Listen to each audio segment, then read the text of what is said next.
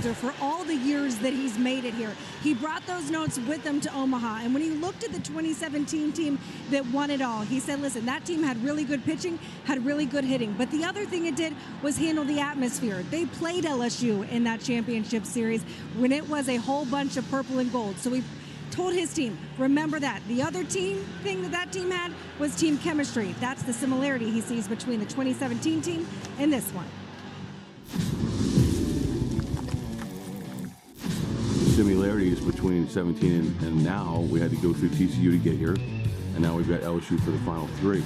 The crowd obviously is going to be loud and exciting, and it's something we're going to have to embrace. We talked about that in 17, but we bonded together as a group. We knew it wasn't going to be easy, and it's not going to be easy as well. It's two blue blood programs in college baseball. I mean, there's nothing really to say about it. You got to go out there and play your best baseball at the right time to win, and we're going to have a fantastic opponent to play against with a bunch of really good pitchers, a bunch of good hitters, you know, and a good program and a good coach that's going to manage the game well. So, you know, we're very comparable in many ways, but I guess that's why we're here. A couple of guys you might remember from that 2017 team, Brady Singer, Jackson Coe are in the house to see Game 3 tonight.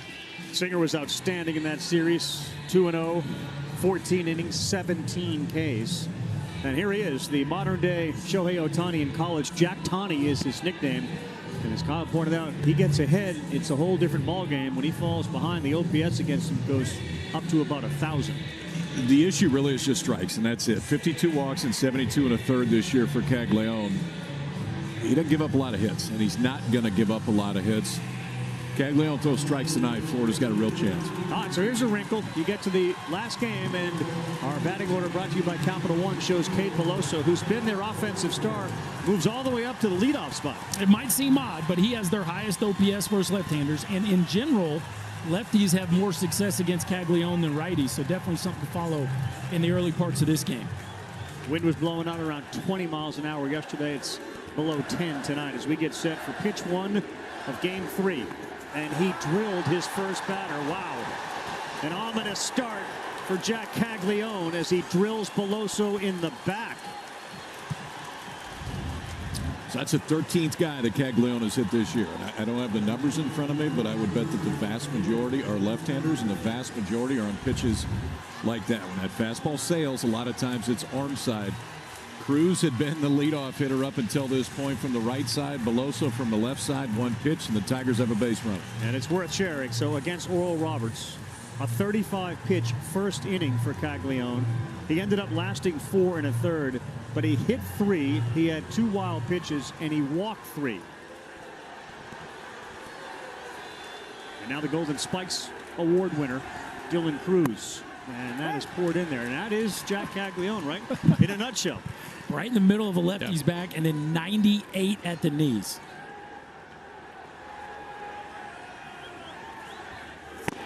Another one and a fastball, and he'll throw a bunch of those at 98, misses away. Behind him, it's Colby Halter at third base, Josh Rivera, the shortstop, Cade Curlin, Luke Heyman at second and first. In the outfield, Shelnut, Langford, Evans. 96, and he's ahead 1-2 to Dylan Cruz, who has reached safely in all 70 games this year.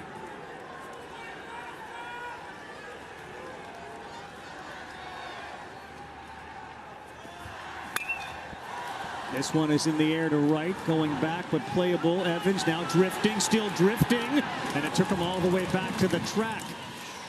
The wind is blowing out to dead center, but that one got up in the air, and it found a bit of a pocket and kept riding all the way to the track. Yeah, that's a ball that yesterday would have been a homer. That's how crazy the wind was here at Charles Schwab Field, and today about 5 feet short. But if you get it up in the jet stream, it has a shot to go out from foul pole to foul pole today still. Maybe not 50-degree homers like we saw yesterday, but it's going to play offensive. The shadows are a factor this time of day here in Omaha, and you can see Tommy White standing in the shadows. Caglione's ball goes through the sun. That's fouled off the catcher, B.T. Riopel.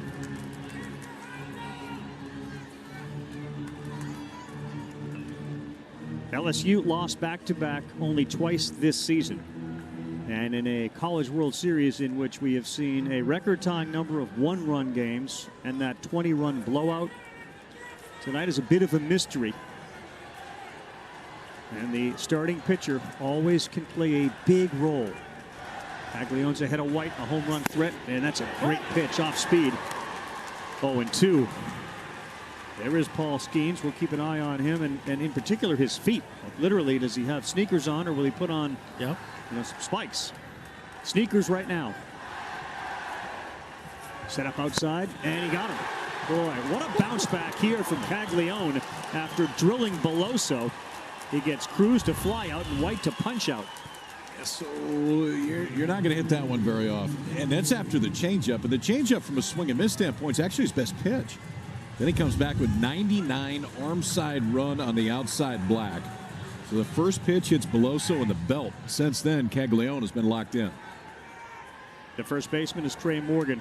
308 in the World Series with a couple of doubles and a triple. Woo! Not an easy one to get out of the way of. That was 99 at your chin. So Caglianone's average fastball velo is 94.7. Early on, it's been a bunch of 97s and up. So he's obviously got a little extra juice flowing today. You can take 2 miles off of it and dot it. That's pretty impressive, 97. He has said, man, he wants to do both at the next level until an organization says no. That's high.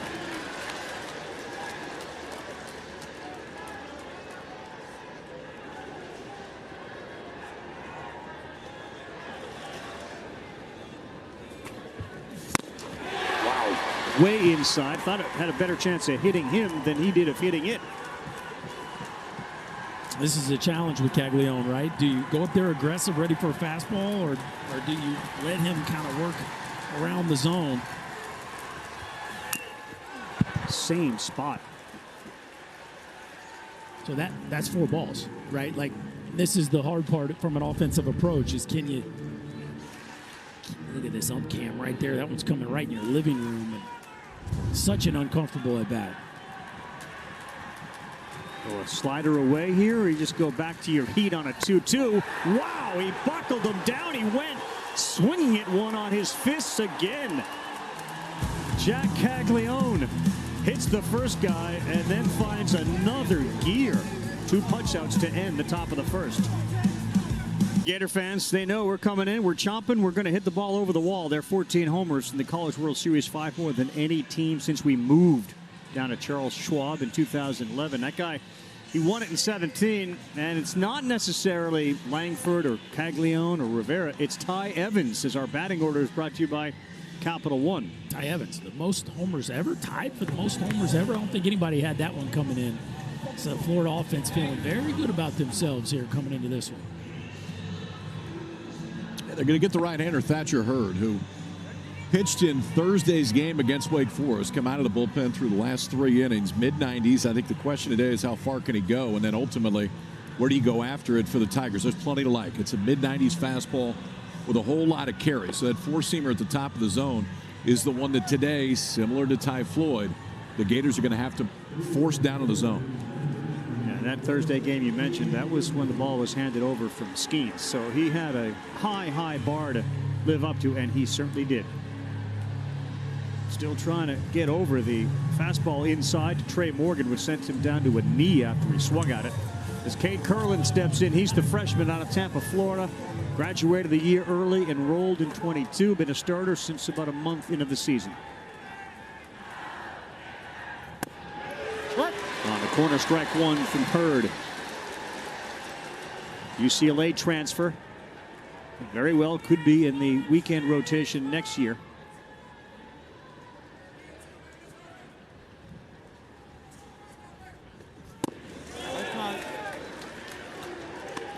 One ball, one strike. Everyone is talking about Skeens and his availability. To your point, he just pitched on Thursday. And they got to keep an eye on how much they can get out of Thatcher Hurd. Riley Cooper wasn't here yesterday. He is here, and he is available. And the first breaking pitch misses down and away. LSU has the arms available today to totally flip the script from what happened here yesterday. There's no reason they can't go out there and pitch at a very high level with the arms available to him tonight.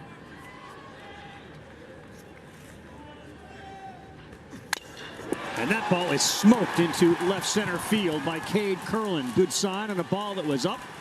He turned it around, his 6th hit in Omaha. The freshman swinging a bat with a little more confidence as this week has gone on. That's a four-seamer up, and that is a bullet right through the middle of the field. 106-mile-an-hour liner to get the Gators started, and now Wyatt Langford, who was as hot as you could possibly be yesterday. 5 hits. That's good. Is that any good? He's hitting .381 here in Omaha. 8 for 21, 4 doubles, couple of homers, 7 runs batted in, and he challenged him with a fastball at 96 to get ahead 0-1.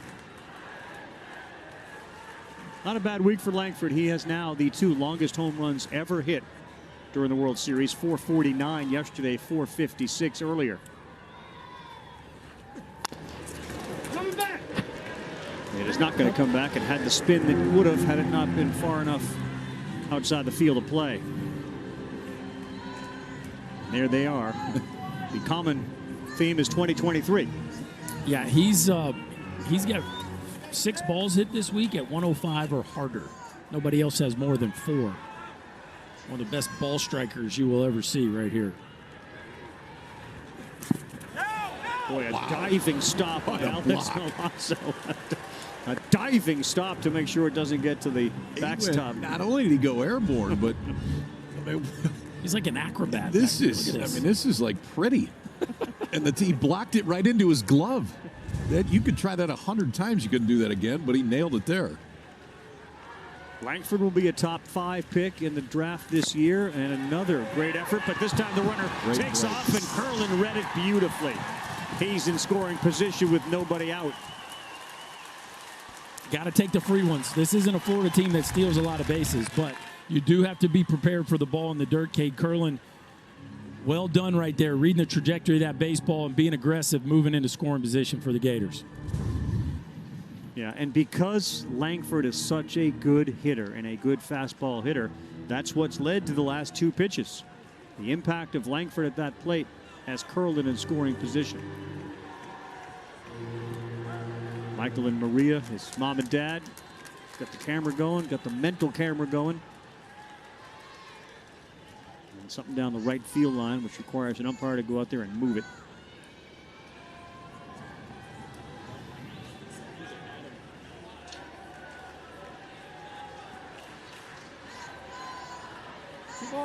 Florida off a game in which they scored 24, and you can see how they did with men in scoring position and men on, and he will not chase that. That's a big-time take right there, because you think after a couple breaking balls in the dirt that maybe you're getting a fastball, but with first base open, wouldn't surprise me if they continue to nibble to Langford. He hung one. That ball is ripped down the line and left. Is it enough? Yes, it is. Wow. Wyatt Langford is scalding hot. It's 2-0 Gators.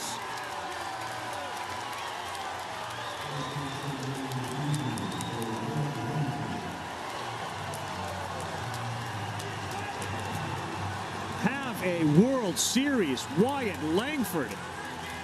His 3rd home run in Omaha. He is now 6 for his last 6 with 2 homers and 8 ribbies, and that's a hanging breaking ball. And it is, point it fair, Wyatt. Point it fair for the folks. A bomb to left field, and the Gators just keep it rolling. Can you imagine a team ever being hotter than Florida is right now? Certainly not an individual. Boy, is Wyatt Langford having an amazing World Series. And here's Caglione, and that breaking pitch misses. So Hurd, early trouble. Gators 24 runs yesterday and 2 here in the first. Still nobody out. Caglione got him up in the wind yesterday and left the building. A fastball there with some good movement on it. 1-1.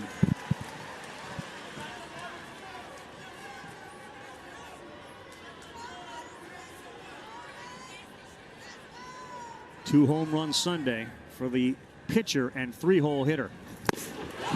Right down the middle of the plate. He missed that one. Look at the swing and miss, and where Thatcher Hurd gets it. He gets it up in the zone. He actually gets it in the middle of the zone, too. That fastball has that much carry that guys just have a hard time squaring it up. Yeah, he went and elevated again, and that's a punch out of Jack Caglione.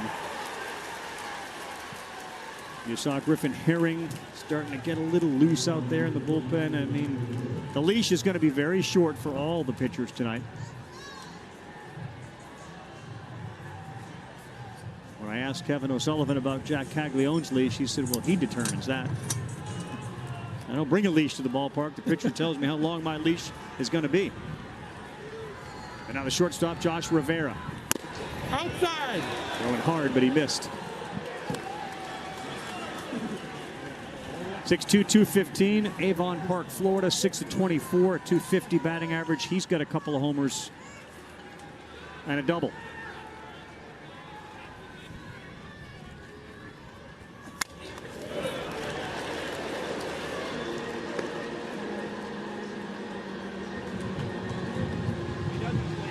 The red-hot Wyatt Langford, the center fielder.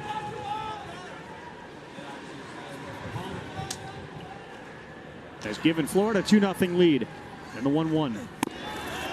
Hasn't been able to land his breaking pitch, and the one that he did hang was banged out of the ballpark. The one that he did land, yeah, took a while for it to land again. That's right.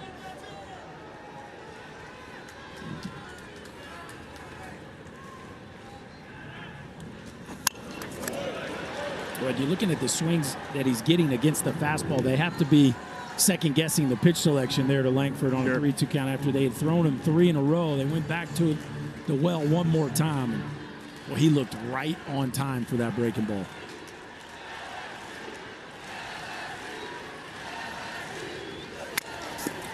They chased one that was way out of the zone, and Morgan came off the bag. He's going to be safe. Boy, that was an interesting play by Trey Morgan, who seemed to think he was going to have to go get that baseball when it was right to Thatcher Hurd. Oh, they call him out at first base. Wow. He run into the baseline. Interfered by running out of and I can hear him say to the coach, here's the problem with this rule, okay? The entire base is in fair territory. The entire base. So when you get close to first base, where are you supposed to go? You got 45 feet, and then at that point, you're supposed to be in foul territory. Oh, man. I'm sorry, but he hit the middle of the bag. And he was safe anyway, by the way. He had beat that throw, and I'm with you. He's in the middle of the base. Yes. I mean, it's physically impossible. It's not physically impossible, but it makes no sense to run in foul territory for the second 45 feet and then hit first base with your left foot. That's the part of this. If you're 10 feet in front of the bag and this happens, I get it. But not right at the base. It's something that we got to look at with this rule because it's just not realistic. Billy Van Raphorst is the home plate umpire, and as he consults with all the other umps. The call in the field of out because of runner's lane violation is being challenged by Florida. The play is under review.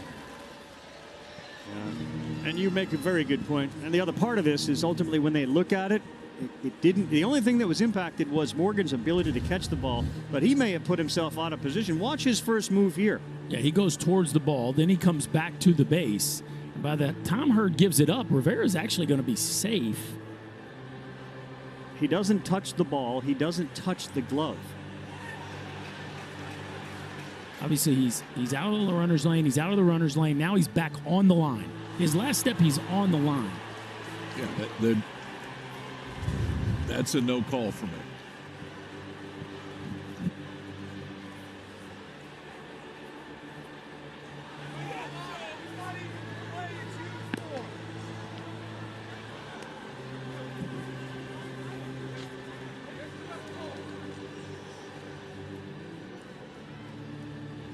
I think you're right, Ravi. If Trey Morgan goes right to the base initially, he's in a better position. Third gives him that ball easier or quicker, and that's an out.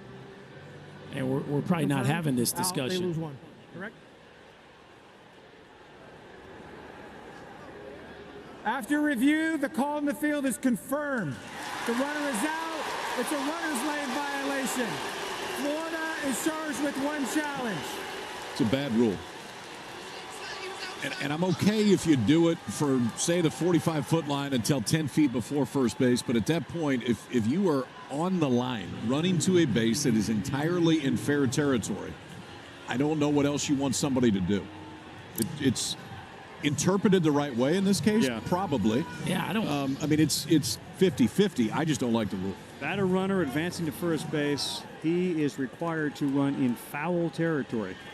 And in the event that the runner physically interferes with the ability of the play to be made, they will call interference. Again, there was a variety of things that led to the inability of them to make the play. I would think that the runner part of it was a very small one, if any. In any event, it's an out, and there are 2 down. Outside.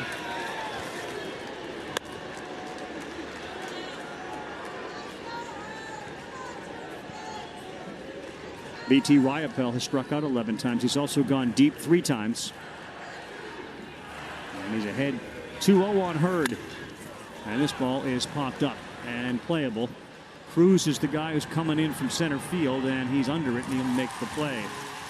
Very typical of this World Series, a whole bunch of things going on, including something we have now seen 3 times. Wyatt Langford. He's pointing. Mom and Dad are rolling fingers. This is some kind of performance in front of a very purple crowd here. LSU is in the house, and they have been all week. It's a different atmosphere when the Tigers are here. Heck, it's different when they're not here, because there's still a whole bunch of LSU fans that expect the team to be here. And now the Tigers and their faithful are going to have to rally out of a hole against Caglione. It'll be Gavin Dugas, Braden Jobert, and Jordan Thompson, the shortstop. Caglione drilled Beloso. He ends it with a couple of punch-outs, and the count is correct. It's 2-0. They called a time violation on Caglione, so a ball was given, and now it's 2-0 to Dugas, who's left the yard twice. All 3. And it's 3-0.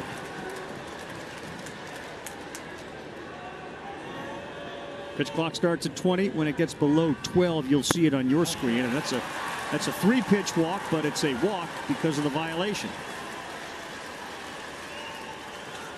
So for the second straight inning, the leadoff man is aboard.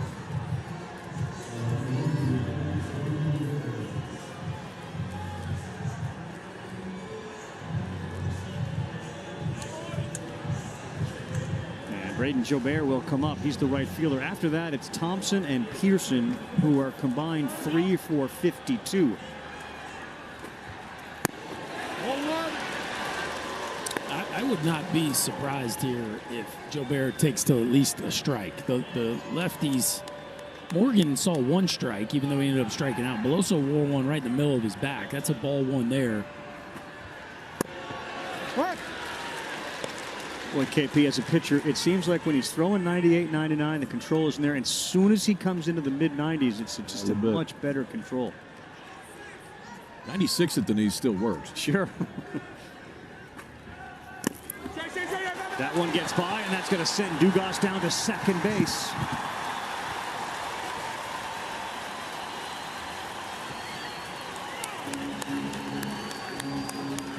I guess that one will go as a wild pitch, but that's a play I think BT Ryapel expects himself to make. Looked like he just assumed he could pick that one right there and ends up giving up a free 90 to Gavin Dugas.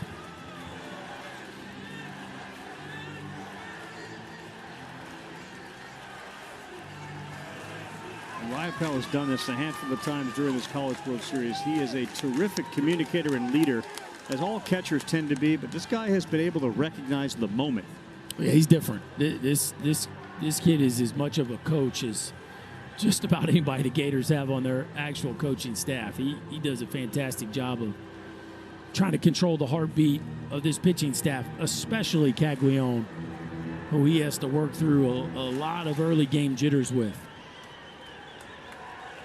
So Ryapel out of Marietta, Georgia, goes back behind the dish. 2 balls, 1 strike. Dugas at second. Next one to Jobert. He challenges him up top at 97 and got him. 2-2.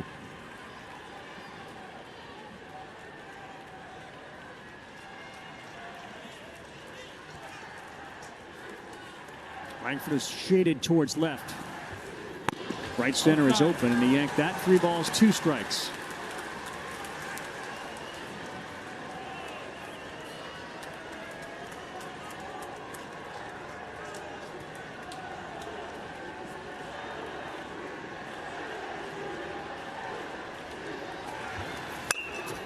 The other way, off the glove, it looked like, of Halter into left field. Jobert will be held at third base. And a good hard hit the other way from Jobert, and it is first and third, nobody out. Boy, that was pretty right there. Kim Mulkey digging that swing.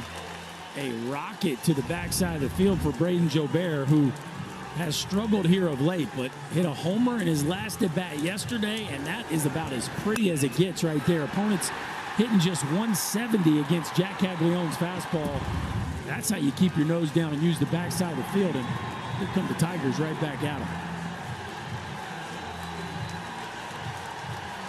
What an opportunity here for Jordan Thompson. He's got everybody behind him now. It's been a struggle for him, both offensively and in the field, and what a great moment. An opportunity for Thompson, the shortstop.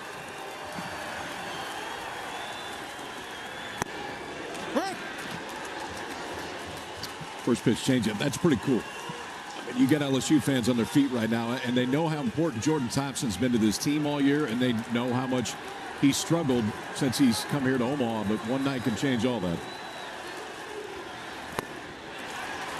Back-to-back changeups, and ahead of that, 0-2.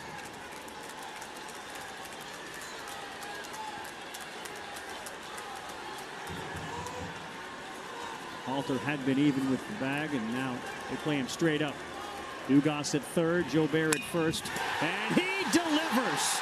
Jordan Thompson, his second hit in Omaha. It plates Dugas, and listen to the crowd in a 2-1 game.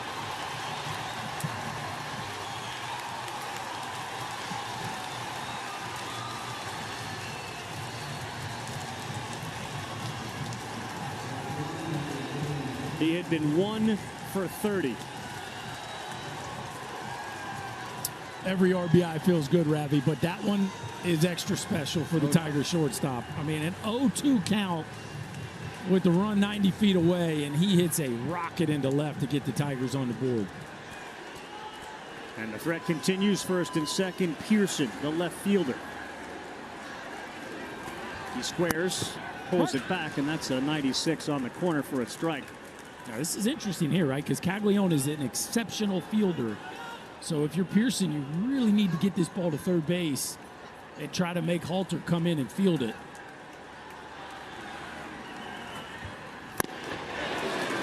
Oh, 0-2.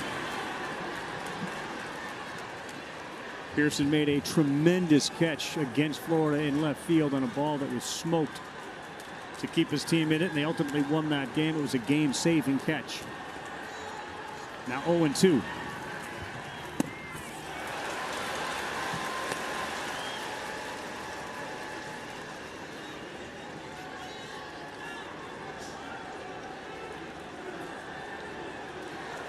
Like Thompson, Pearson has had a hard time here in Omaha. Just 2 hits and 22 at-bats.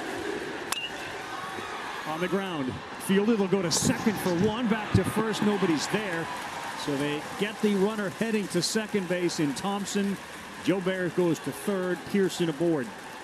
Nice job there by the freshman Luke Heyman. That was not an easy play. Heyman doesn't play a ton of first base, only when Caglione pitches. And that was a tough hop, but he did a nice job of keeping his poise and ripping a strike to Josh Rivera to keep the double play in order and eliminate a runner from scoring position.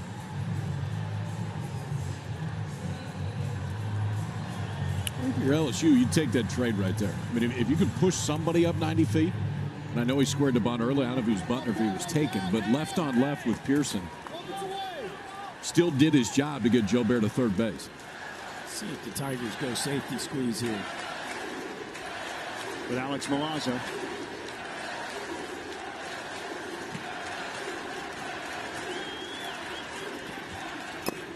He tried it, and he fouled it into the mitt for strike 1. A perfect pitch, too. Fastball right down the middle. And you're always trying to hit the top of the ball when you're bunting. He just Really came right over the top of that one.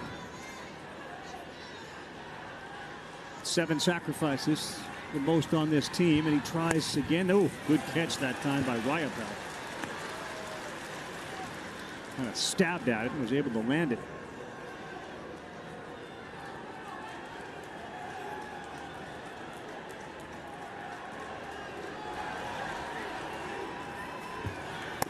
Inside.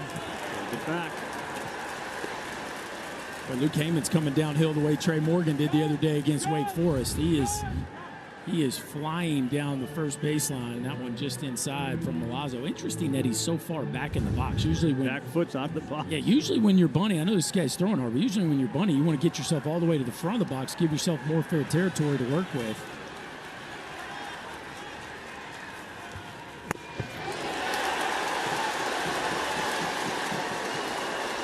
Cade Beloso, not Dylan Cruz, is on deck. Beloso inserted into the 1 spot in the lineup.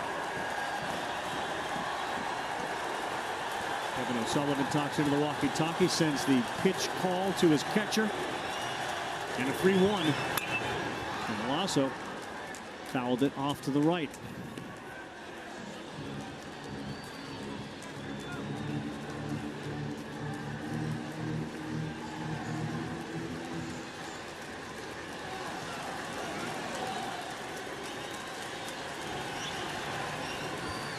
Runner goes, that's way high, ball 4, and that will load the bases. Not close on the 3-2 pitch. And the arms start to head out to Florida's bullpen. Kevin O'Sullivan starts to head to the mound.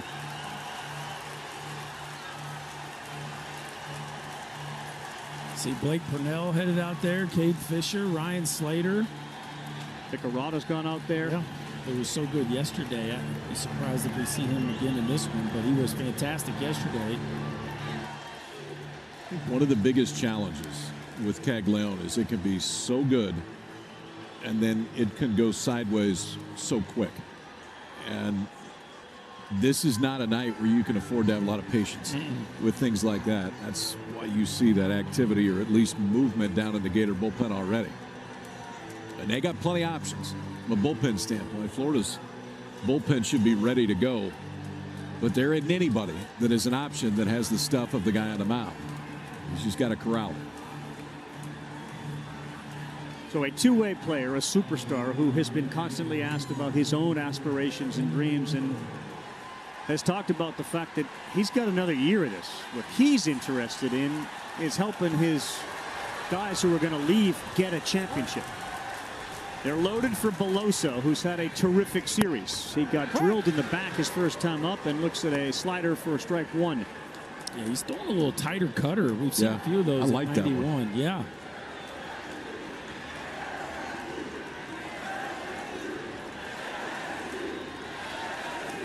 Six RBIs for Cade Beloso. Here in Omaha, that's down.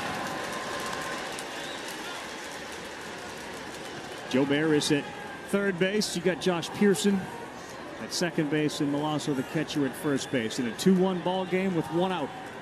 They've got 1 in the inning.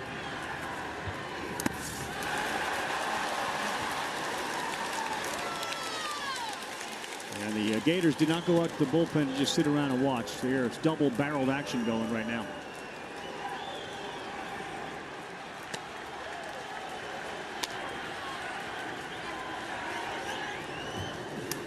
And he hit him on the arm.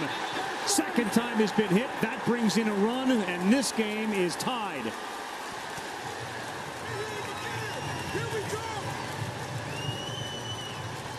Looks like it got him right on that forearm. And Beloso is at first base for the second time. That's miserable. Hit him on the inside of his left elbow. Fastball just, oh, look, no, it's his wrist. Off his chest.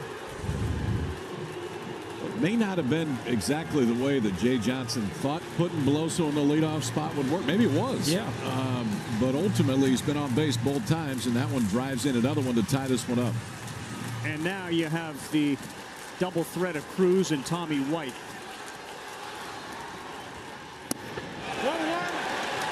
And the game seems to be speeding up right now for Jack Caglione on the mound.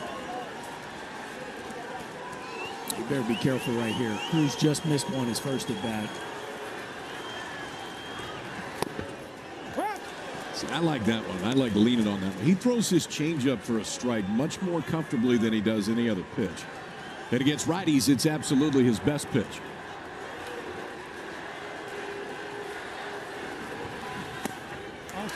Two balls and a strike, and the misses have been bad. But you can see he's missed arm side most of the game, especially with his heater.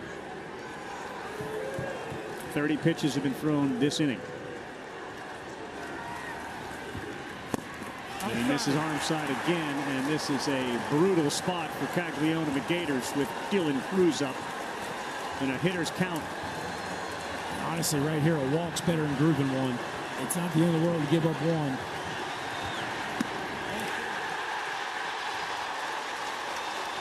LSU takes the lead on the walk, and Kevin Sullivan has likely seen enough from Jack Caglione on the mound. So the Tigers up 3-2.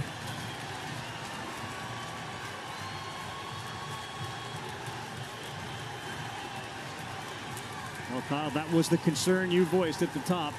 When it's right, it's outstanding. When it's wrong, it's sideways. In this inning, a walk. It was a wild pitch. A couple of singles, a sacrifice, a walk, a hit batter, and another walk.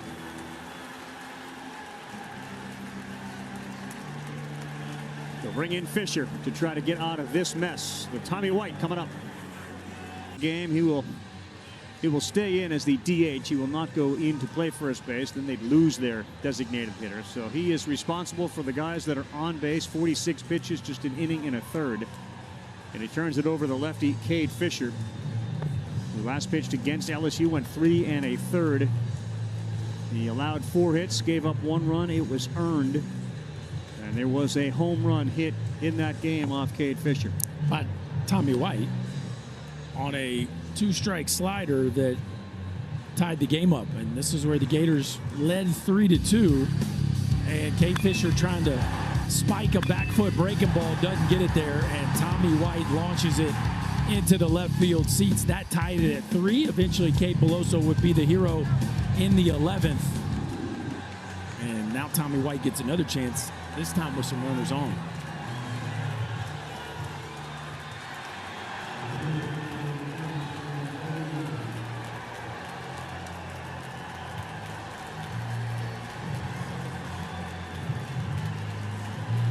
So you have 3 runners on, and one of the most dangerous hitters in Omaha at the plate is Tommy White, transfer named Tommy Tanks, about to be a hero again. Oh, he looked at that first one and liked it and fouled it back.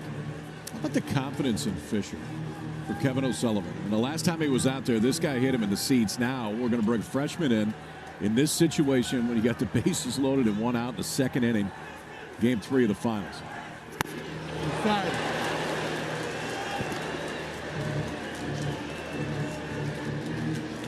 One ball and a strike from Fisher. 6'4", 215 out of Dalton, Georgia. And a 1-1. That's way outside. 2 balls and a strike, and no advancement, and they got away from Riopel.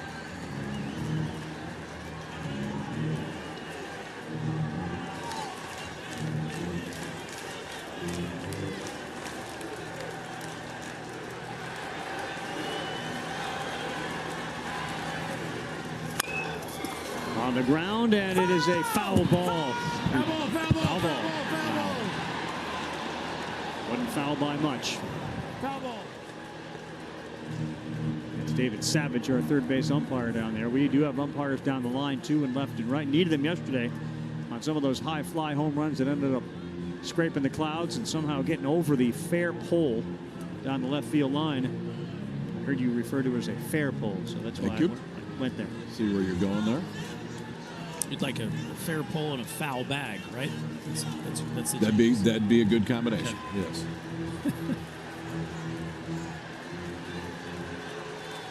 Couple of deep breaths from the freshman Fisher, who has come on in a bases loaded situation. 2nd inning, LSU up by a run with them loaded. Now the count goes full again. You gotta shove it in there against Tommy White. He's just so good on the ball away. We go again. He hits it hard. That's in the hole. That's good. That brings in Pearson. Milazzo puts the brakes on. White's got a 6 RBI. And the LSU Tigers lead it by 2. It is hard to get one past Tommy White. He was trying to. Yep. And honestly, he did it. And that's on the inner third of the plate for sure. Got in on his hands a little, but not a ton. It was 100 off the bat for Tommy White. Elevated enough. It was a little bit easier for him to get to it. That's his 103rd run driven in this year. Trey Morgan to the seats down the third baseline. Foul ball. 103 runs batted in a college season for Tommy White. He set a freshman home run record at NC State. Fisher working quickly, and he gets Morgan to swing and miss at that.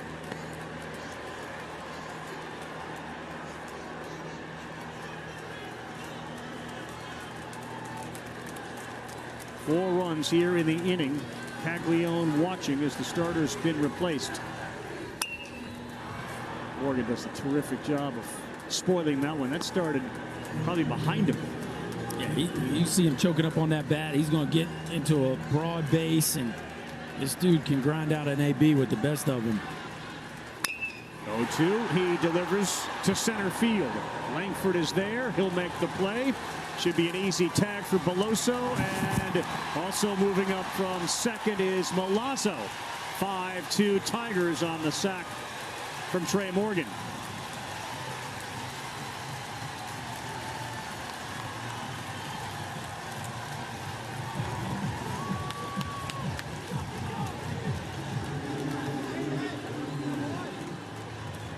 So it's Dylan Cruz at third base. And the job was done there. Another RBI. And anytime you can add a run, man, it is huge. And the whole Paul Skeens thing still looming large over this now that LSU has grabbed a lead.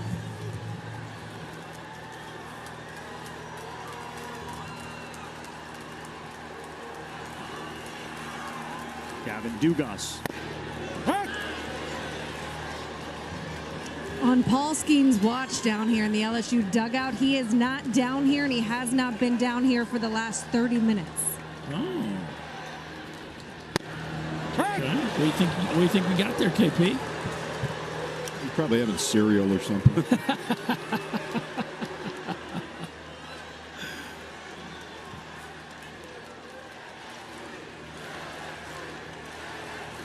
Two strikes on Dugas. Spoiled one. Good at bats from LSU here. Caglione held him out a lot, but White got around on a ball that was deep.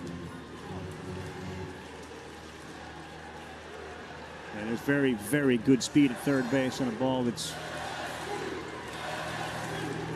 anywhere, even on the infield. Here's one on the infield, and that's going to be an infield hit. It rolls through to the outfield. Another run comes in. Dugas, a 2-out, 2-strike RBI. 6-2 Tigers.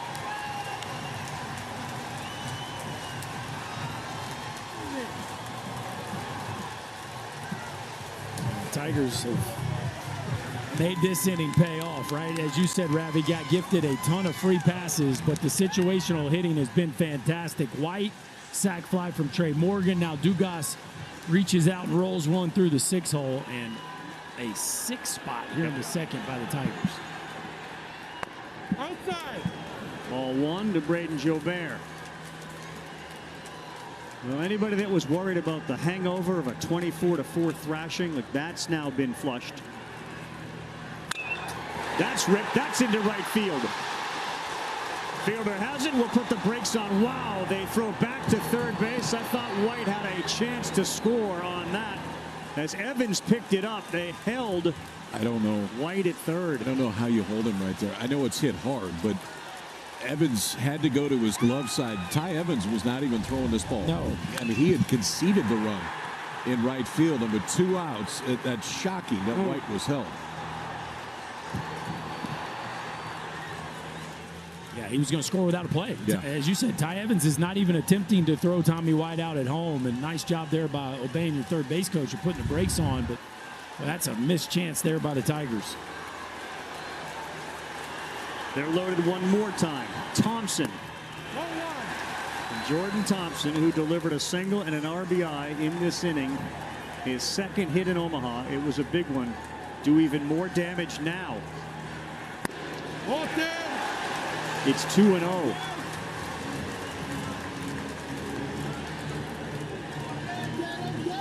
It feels like it's moving real quick right now for Florida. Everything about it. And Fisher's tempo is contributing to it.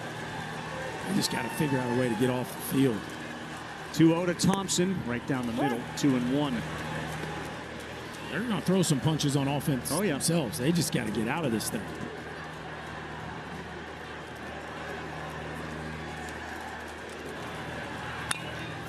That ball is hit to center field, and it is fairly deep, but Langford is under it. And Thompson flies out, but they end up with 6. 5 hits in the inning, and a bunch of 2-strike, 2-out magic for Skeens. Minutes ago, we sent our cameras down below, and that's the body of Paul Skeens. Hey, now. He's got no socks. He's got no shoes on those feet, so he's throwing down some. He's making a change, it appears. He's got the AirPods in. Like, it looks like he's in his pregame routine there. Not eating cereal, KP. No, I just finished. Lucky Charms and on to the pregame routine. Here's Luke Heyman now as Florida has to chip away at a 4-run deficit. Heyman, Evans, Helmet against Thatcher Hurd. All right, 2-0. Looks like Riley Cooper and a bunch of other guys walked out to that LSU Tiger bullpen. Skeens obviously hasn't, but they got Herring, they got Griffin. Cooper's been a revelation here in Omaha. 2-0. Uncam shows that as a strike. Luke Heyman wasn't too thrilled with that call.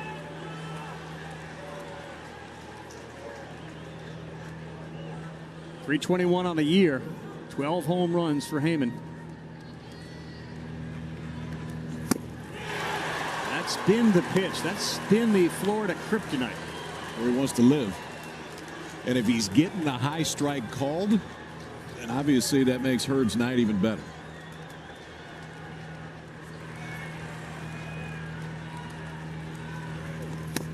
Ooh, and he threw a wicket-breaking pitch. Second strikeout.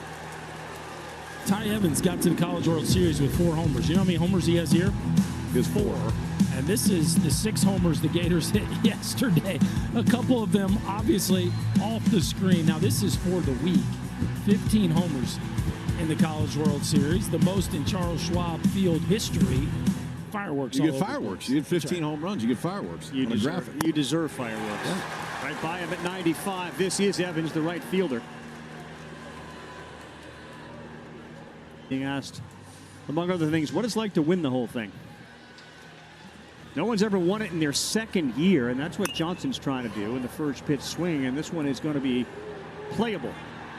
In foul territory, not an easy catch at all, but the catch is made by Colby Halter, and that's a 1-pitch out for Pearson, and that's kind of big right there for Fisher on the mound. Wow, after the last half inning, yeah. It's exactly what the freshman left-hander was hoping for right there, an easy, low-maintenance out.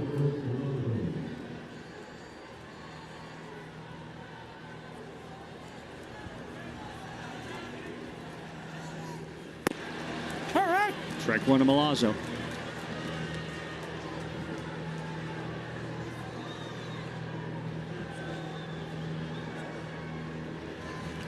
Outside.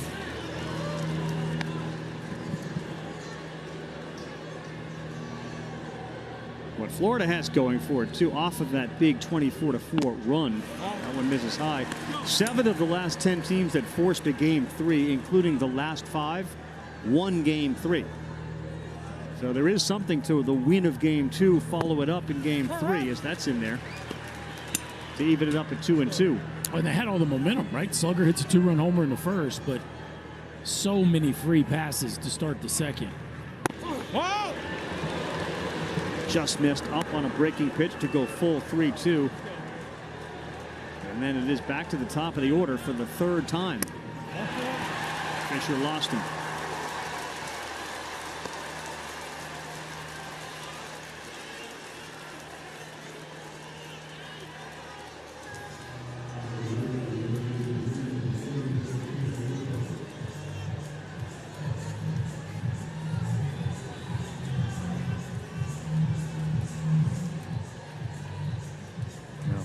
In a world where free passes really hurt you, they've given away too many and hit batters. And now you're dealing with Beloso and Cruz again. Breaking pitch in there for a strike. Yeah, the 6 runs that scored in that second inning. 4 of them were free passes. 3 walks, and Beloso was hitting the wrist. And a big theme of the first 2 games, even though LSU split in those first 2 games, was LSU's inability to come up with some big hits. But starting with Jordan Thompson and Tommy White, Gavin Dugas, they were able to come up with some clutch RBI-based knocks in the second. Beloso, that is just foul. Under the glove of the diving Heyman, but foul. You're playing with fire. You let this LSU team have too many base runners. That one was just foul.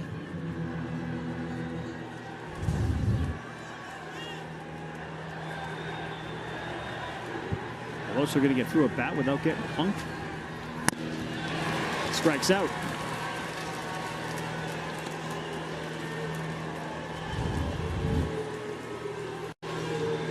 Slider's good, especially against lefties, and that's what Cade Fisher was kind of leaning on that at bat against Beloso. Goes right back to it. You can see the dot on that slider coming in. Beloso all the way out in front, strikes out for the second out of the inning. And now the very dangerous Dylan Cruz. And that slider, Berkey, is a little different. That ball got thrown over his head. It was backed up there by Curlin, but that slider against righties is a little different than against lefties. Well, he's got to get it in there, right? Yeah, I mean, from lefties, you got the conviction to throw it because it's going away from their body, right?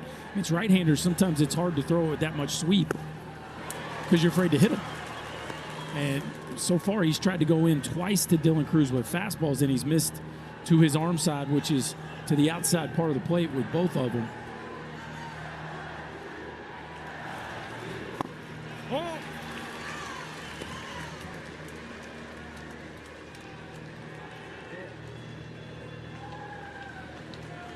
Cruz popped out to right to the warning track, then walked and scored on a 2-1. That ball is ripped into right field.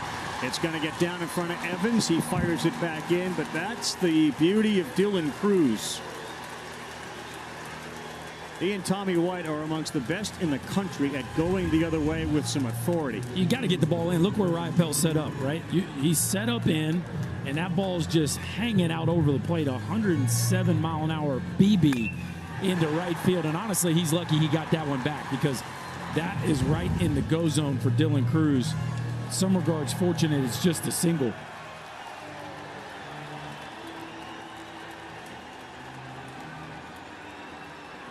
Kevin O'Sullivan sees White coming up. That bullpen door is open. And the lefty Fisher. Night is over. Slater coming in, third pitcher of the game for the Gators. There's 2 men on, there's 2 men down. Florida trying to keep it a 4-run deficit. PN and the app, and of course baseball tonight, Sunday night countdown at 6. So Caglione lasted 1 1/3, gave up 2 hits, 6 earned runs. Fisher came on, he lasted 1 1/3, 4 hits, but not charged with any runs.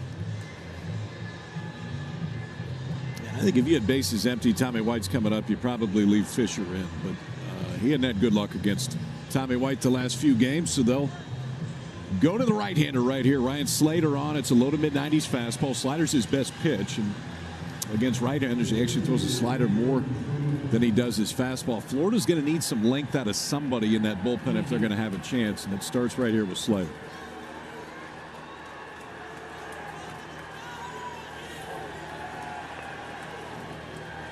Look at White's numbers tonight, 1 for 2, an OPS of 1150. Struck out, singled. This will be the third different pitcher he has seen in 3 innings. And you can just tell by his body language, he is absolutely feeling it. Saw it after the single, and a little Selly at first base. He goes the other way, but he can hook a ball down the line with anybody. 103 runs batted in on the year, 0-1, and a take, 1-1. Well, what's scary pitching to him is even though he comes out of his shoes, he's trying to hit it over the right center field wall with that heater, right? So most guys that come out of their shoes like that, you think, well, I'll just throw him a breaking ball. But Slater knows if he hangs it, he'll hit it in the left field bullpen.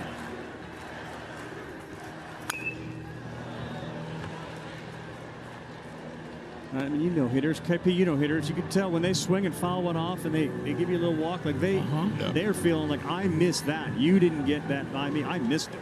There aren't too many times when Tommy White steps to the plate he's not feeling confident either.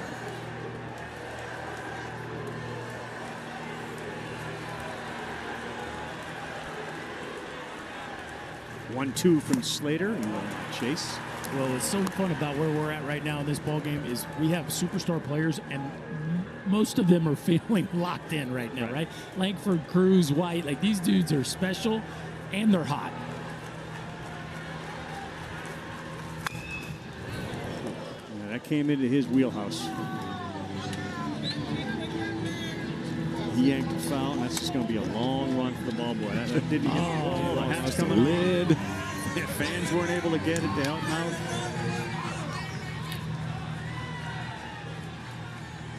Well, Got his lid. Doesn't know it. Yep. Hat's shaking off. up. Just kind of shaking up after that. Hat. Nope. Hold on. Back for a hat. We're going to play. 3-2. There he goes. Sweet headband, though. Yeah, very Skeens Cruises with the headband. 24 home runs on the year for White. With 2 strikes, he'll even spread his legs out a little further to get that base planted.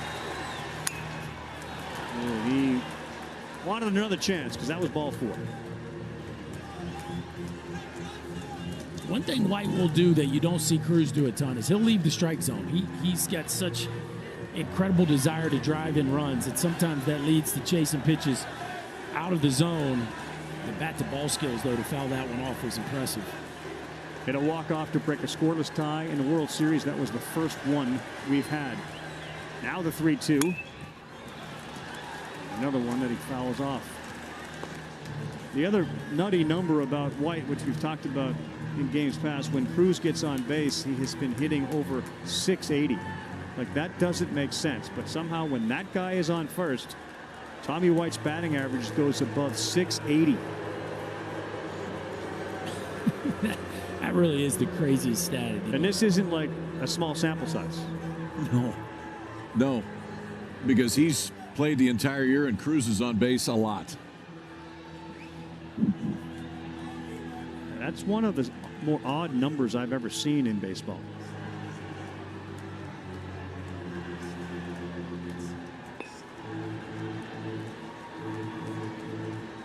So if you end up drafting Cruz, do you then eventually have to go find Tommy yes. White?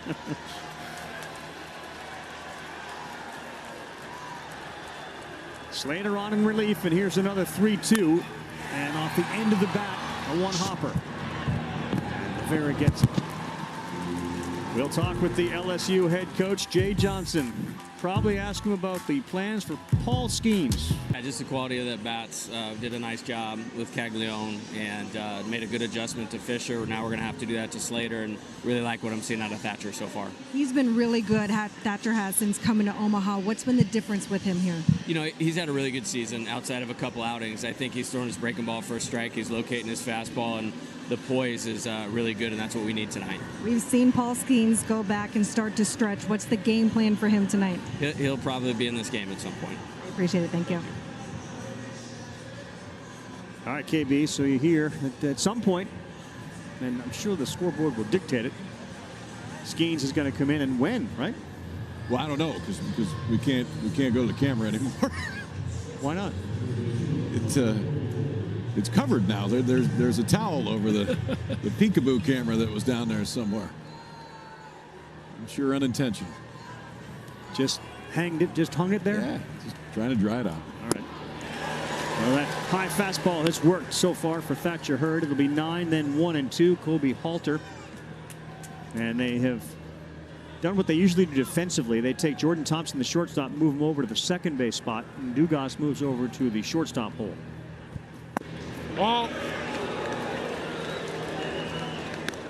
Seen that follow through from a few pitchers at the major league level too that Hurd has, where that right leg really kicks. Spencer Strider is a big proponent of it with the Atlanta Braves.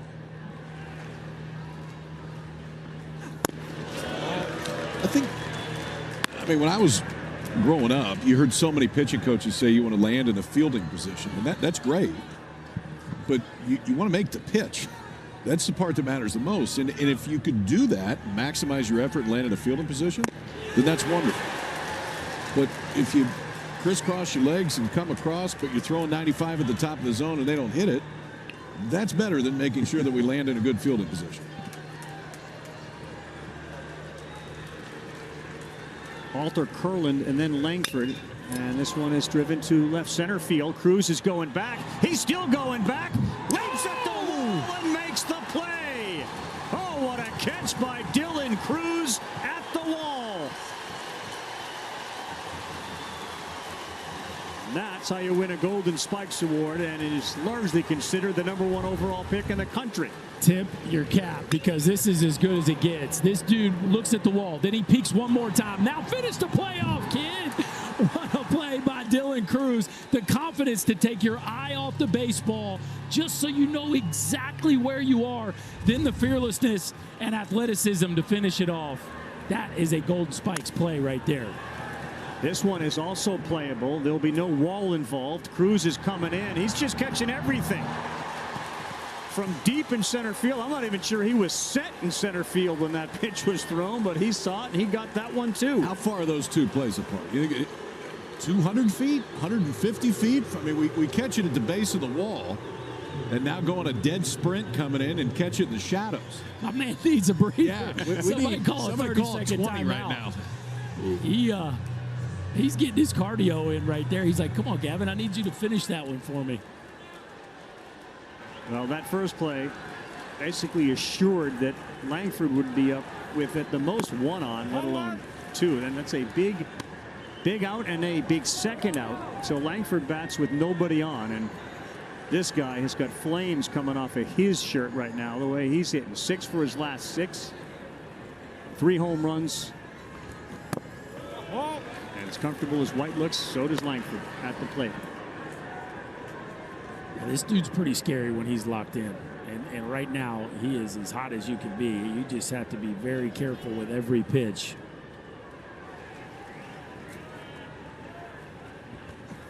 Yep.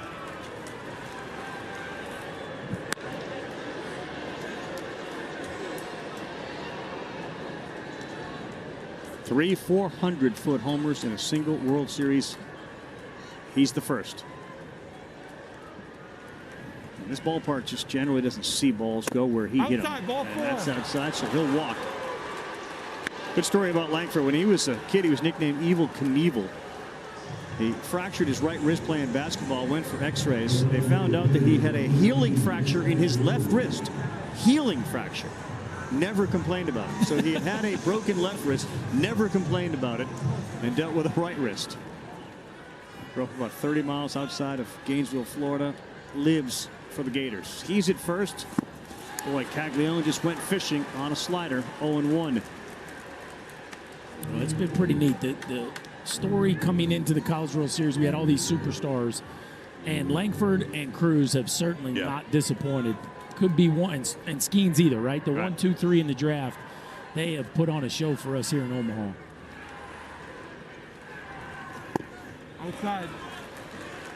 That play Dylan Cruz just made. Anybody that thinks he's a question mark, I don't know how you ever would consider moving him anywhere off of center field. He is special out there.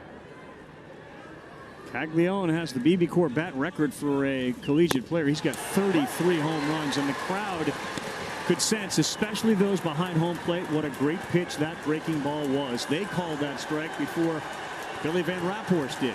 Now 1-2. They've been able to get him to chase. Oh, he got hit, and that's a mistake from Thatcher Hurd. Came inside to Caglione, and now there are 2 on with 2 down, and Josh Rivera coming up.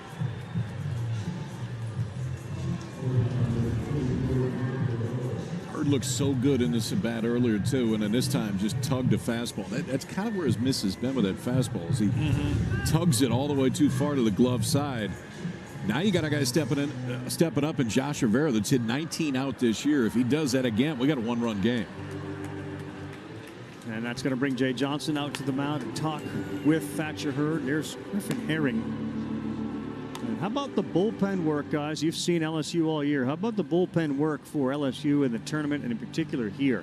Well, you got to take yesterday and throw it away. Yeah. Right. Other than that, they've been spectacular. And Griffin Herring, Riley Cooper certainly at the top of that list. Herring just a freshman, but boy, is he impressed. And Riley Cooper under the weather yesterday, but looks like he's ready to answer the bell here this evening.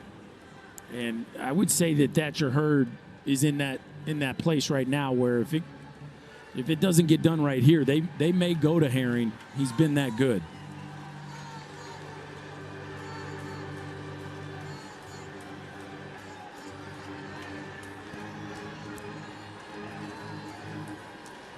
Only the bottom of the 3rd inning with all the fireworks and the walks and the mound visits. And this guy right here, Josh Rivera, the shortstop, can really change the complexion of the game. In there for strike 1.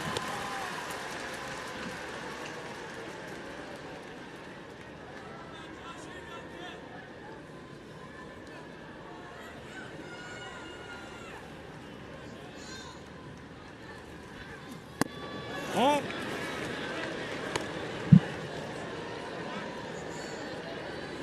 Talk about Langford, who's bouncing around at second base. His speed is even a touch better than Skeen's. So he can fly. Caglione at first. And a 1-1 on the way to Rivera. Got the call. Late break. How about the late action on Hurd's breaking pitch, and it's now 1-2. On that arm side, too. A lot of times you see that late action if you're throwing it to the glove side. It's easier to get over the top of it. But that is a real breaking ball, whatever side of the plate it's on. Right down the middle at the knees. Hurd punches out his 4th of the night. And he got some help in this inning from Dylan Cruz in center field. And about face, Wallbanger. And he turned, sprinted, found it again. And then he came in about 90 yards to make that play. It's all Dylan Cruz and LSU. Capital One Cup standings update as teams compete for a combined $500,000 scholarship donation from Capital One. All about the Dogs, who of course are going to have Wes Johnson as the head baseball coach next year. He's current pitching coach for LSU. He's leaving to take over the head job at Georgia, Penn State, Michigan round out the top 3. Well, Cruz and Hurd help prevent any runs from coming in. So it's 6-2 as we start the 4th, and a wicked slash at it from Trey Morgan.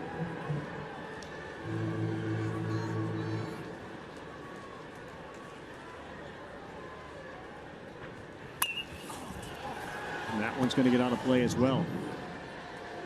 Stating the obvious, but this is obviously the game you win the championship.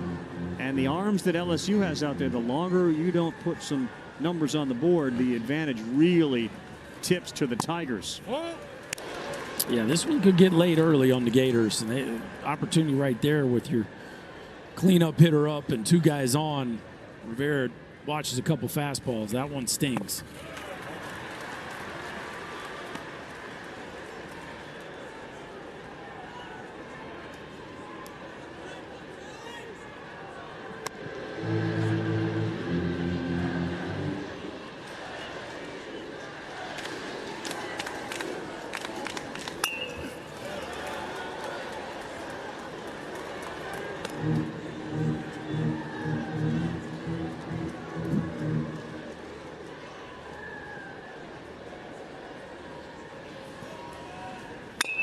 Morgan, ouch. This one is kicked right to first, and that will work out beautifully. And let's make sure that he's okay. Look, I got him off the bottom, maybe of the cleat, and it rolled right over to Luke Heyman at first. That's a big break. He's limping a little bit. I mean, I think that got him a little bit. That was moving when it got there, that's for sure. Kick saving a beauty with the back one. 106 off your ankle. Easier to smile after it's a 3 unassisted on the back end of it, but that one's gotta sting.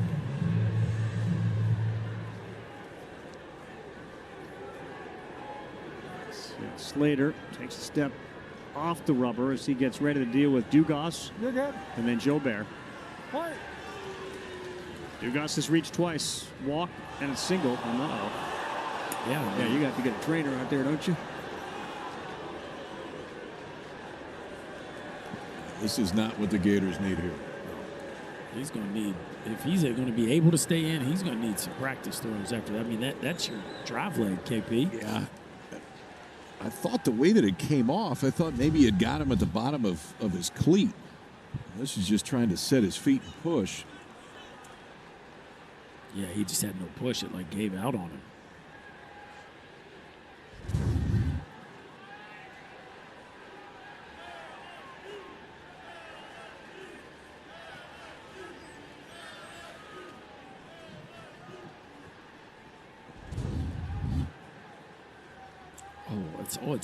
It's like up around the shin. Yeah, we saw it real speed. I thought it came off his shoe at the bottom.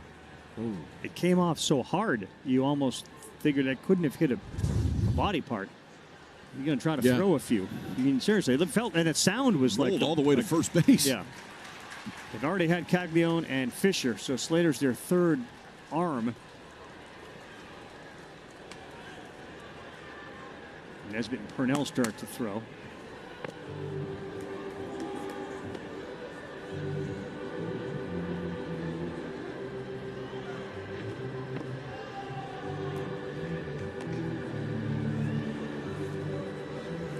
Kevin O'Sullivan, the athletic trainer, right out there with the home plate umpire. Well, it's funny. We just talked about that finishing position where the right leg rips around, right? And that's the body's to the side of the hitter. And not that you would catch that ball anyway. That's not the point. But it does expose that outside of your right leg. And your gloves, nowhere near in a position to make a play on that ball. Looks like he's okay, fortunately. He's ready to go, 1-0, and that one is a little bit high. Immediately you have that adrenaline rush, and then you realize, like, you know what? There's not a lot going on here with support. 2-0, and popped up. Should be playable for Heyman into foul territory. 2 down.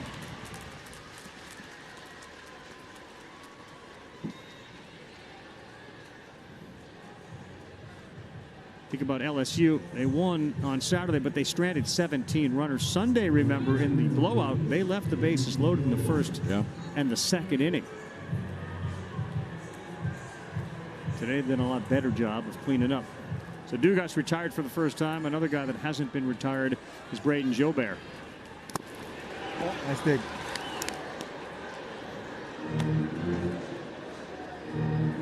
And on a team that has Cruz and White, when Jobert gets it going, he's as impressive to watch as any of them. And towards the end of this season, he started to have that happen. Swung right over that slider. 1 ball, 1 strike.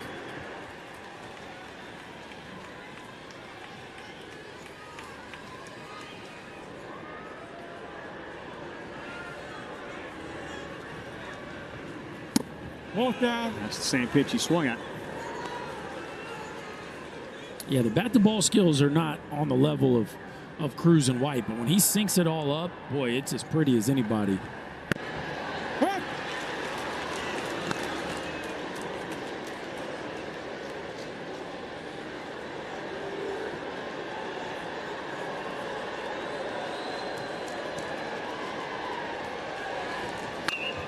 And this one is pulled down the line. He's running. It's going to get down and off the wall. Fielded by Evans. Throw to second. Diving in with a double.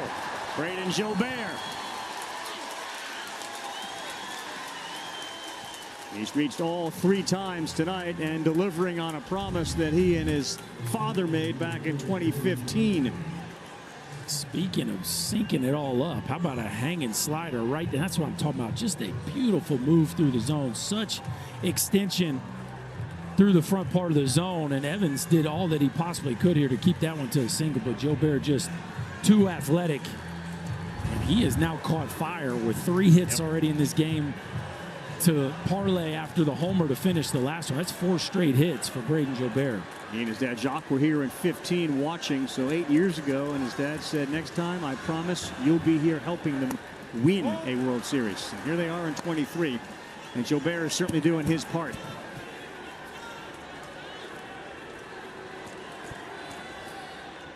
Jordan Thompson singled and then hit a smash to center field, so he's made good contact twice.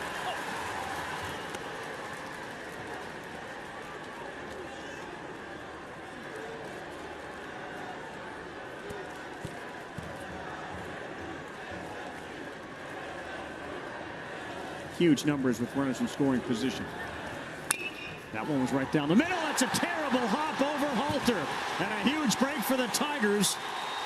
As the run scores, Jobert's in. Down to second goes Thompson. And everything that went wrong for Thompson yesterday is going right for him today. He was due some hitter's luck. Right. I mean, this one's hit hard, don't get me wrong, but it's hit right at Coley Halter, and it hits just in front of that lip and goes straight up. Expecting a different hop, throw balls all the way home. You see it right over his shoulder. I mean, that was going to be a tough play anyway because how hard it was hit. But it took that hop. He didn't have a chance at it. Just shy of 100 miles an hour off the bat. Jordan Thompson heads up base running 2. Sees that throw going home. Ends up at second base. And the lead grows to 5, 7-2. Strike 1 to Josh Pearson.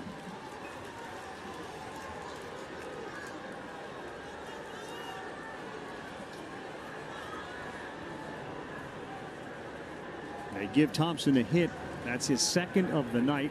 And Pearson swings at it and pulls it foul. This is where this lineup gets scary, right? It's been a struggle for the bottom 4 hitters in this lineup over the last few days, but boy, they are having some kind of ball game here this evening. 6 for 9 with runners in scoring position.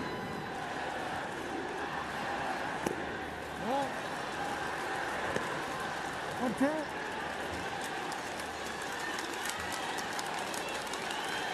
It's only the 4th inning, and you can tell they are starting to feel what tonight could end up like for the Tigers.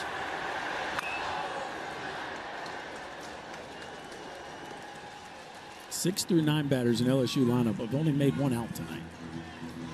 I mean, that's some pretty good production at the bottom half of the order. Incredible ball game. And Jordan Thompson, as you said, Ravi, was 1 for 30 coming into this one this week. 1-2. This ball smacked to right field. It is over the wall. Josh Pearson blasts off. And the Tigers are putting it to the Gators.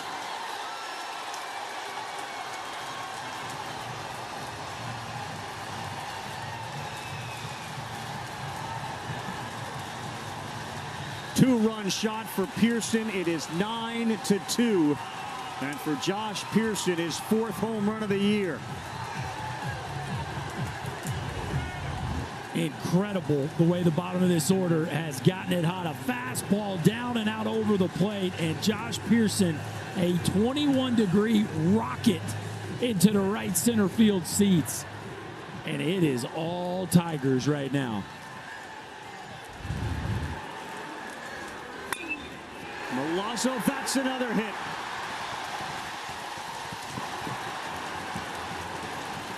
The LSU Tigers, if you go from Dugas on down, you cannot get them out right now. And you wonder what impact that ball off of the right ankle of Slater has had, because there have been some smashed baseballs since he was hurt and stayed in the game. Joe Bear 3 hits. Thompson 2 hits. Pearson a home run. Now Milazzo's been on base all 3 times. That's 1, 2, 3, 7 runs out of your 5, 6, 7, 8, 9 slots in the order. We're in the 4th. It's the beauty of baseball, man. You're only as good as your next day's starting pitcher or your next day's offense. They're up 7. They lost by 20 yesterday. Here's Kim Mulkey in the LSU luxury suite. She knows a thing or two about championships. She's wearing her son's jersey. Kramer Robertson, who of course was here in Omaha playing for the Tigers as shortstop. That's a pretty good place to be right now with LSU. 10 hits, 9 runs. Pitching lined up for days. And Tyler Nesbitt comes on, the sophomore out of LaBelle, Florida. His numbers, and this has not gone the way that Kevin O'Sullivan would have scripted it. No, and we talked about it earlier. The Gators going to have a chance in this thing. They got to have somebody go out there and get them 9 to 12 outs the rest of the way. You can't just keep piecing it together in short stints. Nesbitt now the next one. They're going to see how long he can hang out there. Be careful for this guy. Here's Cade Beloso. Drilled twice, and he struck out. 85-mile-an-hour changeup to start him. Thompson and Pearson began the game 3 for 52 here in Omaha. They're 3 for 6 with a homer and 4 RBIs tonight. You just never know. You never know. That's what makes this game so great. You never know. Jay Johnson was adamant about his confidence in Jordan Thompson last night. And boy, is the shortstop making his skipper look good right now. Talked about how he believes in Jordan Thompson, how they wouldn't be here without Jordan Thompson, and a couple big hits here in this one for that young man.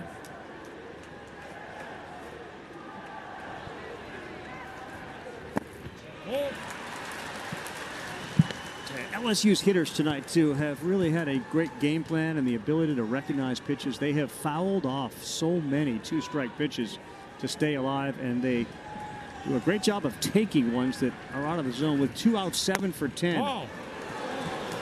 Yeah, and this whole thing started with 2 outs.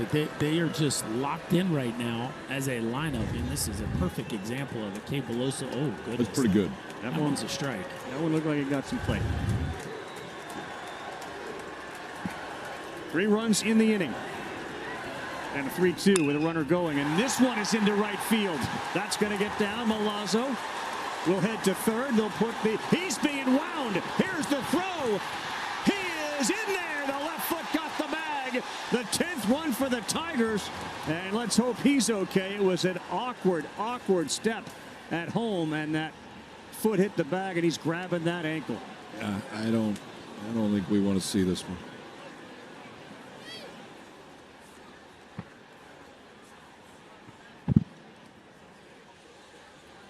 For Milazzo, man, he's trying to get up and over BT Riopello's.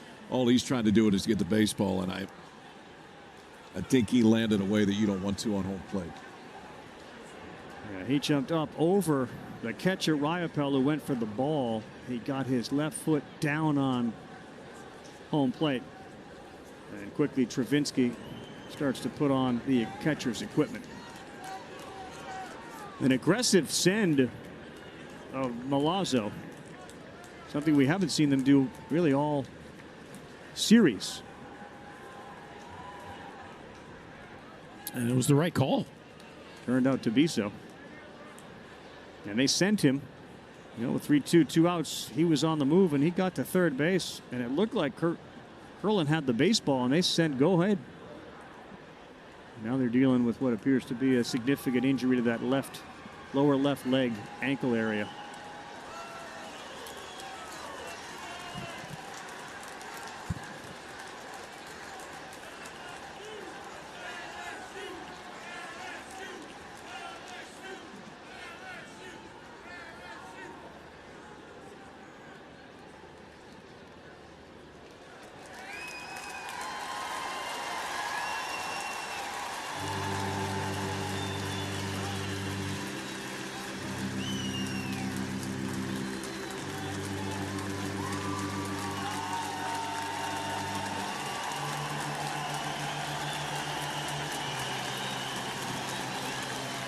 Alex Milazzo just scored the 10th run of the game.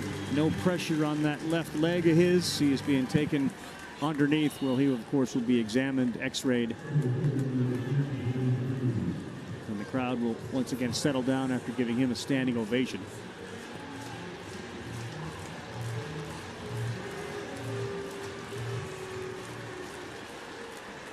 So Beloso will pick up an RBI. It's an 8-run game, and LSU is doing to Florida what Florida did to the Tigers yesterday. Here's Cruz.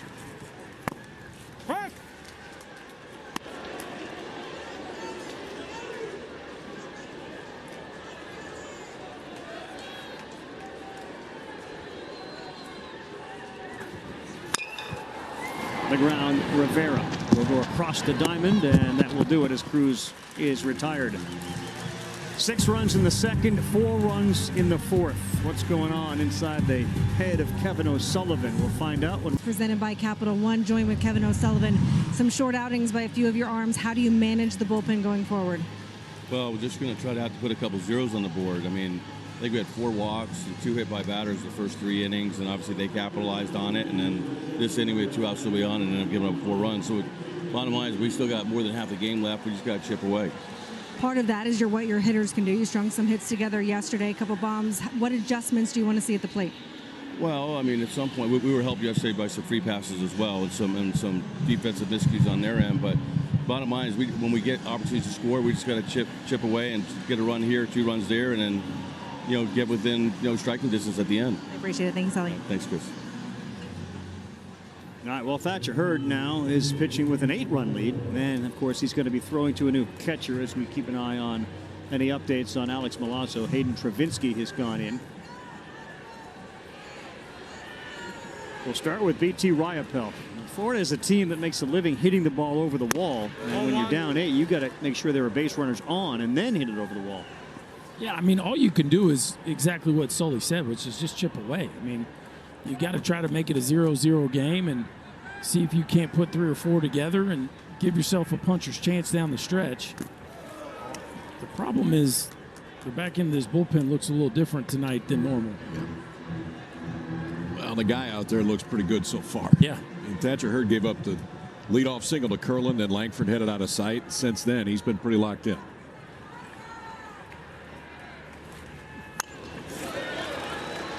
I think Hurd recognizes he may have got away with one there, too. His reaction, that was a fastball letter high, not as high as he's been elevating.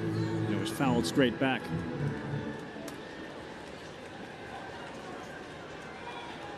Florida had a 2-0 lead in this game after that Langford homer.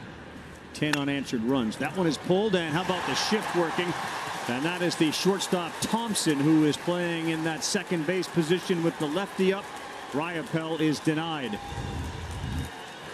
Perfect positioning here by the LSU defense. Maybe got in on him just a little bit, but Jordan Thompson out there in shallow right field. Nice prep step. Good crossover and erases what would be a leadoff single from BT Riopel. Luke Heyman, then Ty Evans. Heyman struck out his first time up. Very efficient outing for Hurd as well as he gets ahead on Heyman.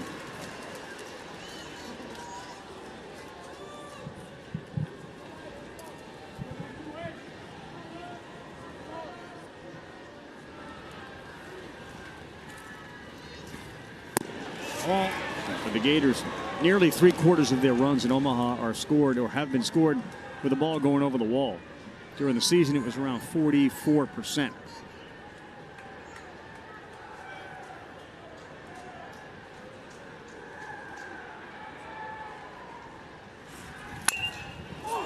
Popped up. Cruz didn't see it. Now he comes in, and he's able to camp under it to make the play for the second out. First round of this year's NHL Draft, Wednesday, 7 Eastern Time on ESPN and ESPN+. Now, the Blackhawks won the #1 pick, followed by the Ducks. The NHL Draft is Wednesday at 7 Eastern Time on ESPN and ESPN+.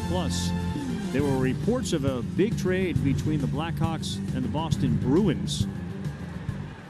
And it looks like Taylor Hall went to Chicago. The Bruins are dealing with a salary cap crunch issue. That's a swing and a miss. Taylor Hall's tenure in Boston after 2 years appears to be over, and the Blackhawks sent a whole bunch of things back to the Bruins. The 0-1, that's pulled.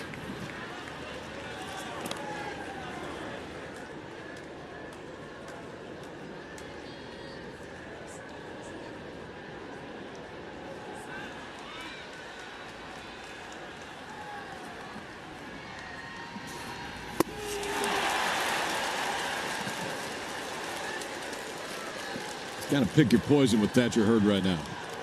That fastball is played up.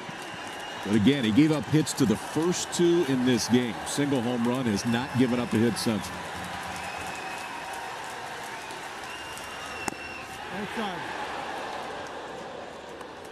He talked, though, at the World Series about different guys stepping up.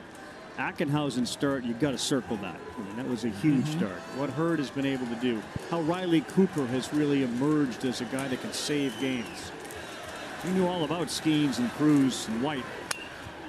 And this one has popped up, and this is an easy one in foul territory for Tommy White. He's got some stuff that he may be going to work with. That's Paul Skeens as he has made his way out to the dugout. Yeah, he was a reliever at Air Force the last time that he was used out of the bullpen, and the crowd began to swell in their joy as Tommy White, look out, right off of the second base umpire. It ate him up. White will stay at first base. There was little chance to get out of the way of that one. So Jeff Head wore it. But Jeff Head getting some dude points right here. He wears this one like a champ. Like, aye. That had to be 100 plus right above the waist. Didn't even rub it. 113 off the ribs for Jeff Head.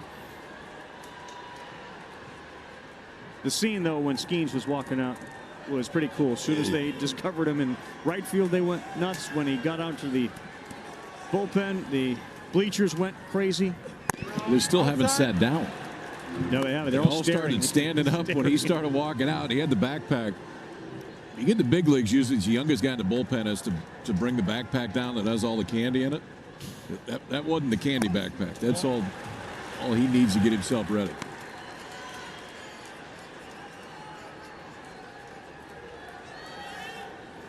The reaction and the confidence from the LSU dugout as well. When he walked in, they all gave him high fives. Christian Little looked at me and he said, "It's over." Yeah, it's certainly a feeling that they would have, given the 8-run cushion and the best pitcher in college baseball available to go with a bullpen that, for the most part, has been lights out. It's a great position to be in if you're LSU as Morgan flies out to left field. Yeah, +8. +8. I think they like their spot.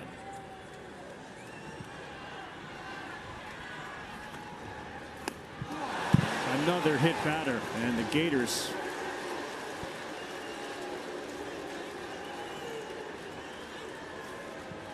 have now hit 3.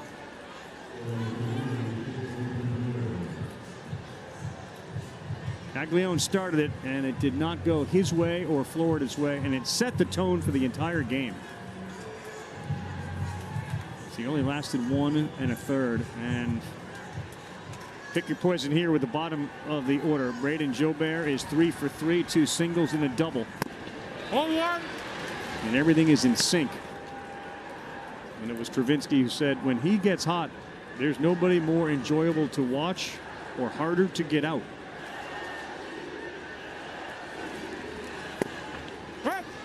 It's crazy how it can come and go with Jobert too. I mean, he can swing and miss with the best of them, but as Travinski said, when he is locked in, he can carry a team. It's inferno hot when he gets it going.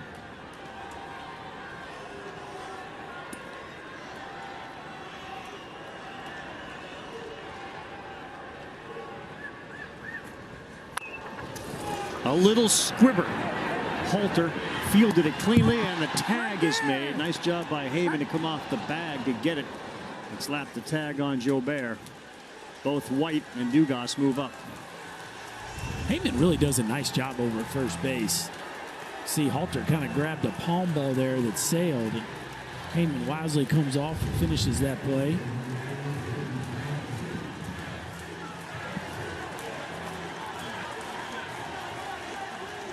You know, Jordan Thompson is a great example of how you win a crowd back. And after a nightmarish start, a couple of errors yesterday to this World Series, he's had a terrific night. Looks at one high in there for a strike, but a single and an RBI in his first at bat. Drove one to near warning track in center, and then ends up with a double on a hopper over the third baseman's head. All in. Didn't take, and it's 1 ball, 1 strike.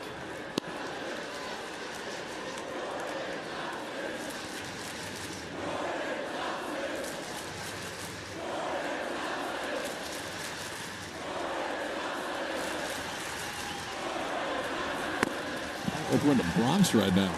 Don't you? The Jordan Thompson yell. Feel great for a kid, though, don't you? Yes. They weren't yelling Jordan Thompson's name that way early in this series. And he's going to be drafted, this guy, at short. Got one there, and he pulled it foul. Well, it's a good reminder for players, too. Fans aren't really booing you. They're booing how you're playing, and they're not really cheering you. They're cheering how you're playing. Yeah. And so it's a good reminder. Just, you know, you just kind of got to remove it from your identity and just play. Just don't get caught up in the noise and try your best to flush it and move on to the next day. But the resilience he has shown, it's one thing to not be getting hits. It's another thing when the defense goes south, exactly. right? Especially as a shortstop. But well, I think he's won over a lot of fans here with the performance on the biggest stage.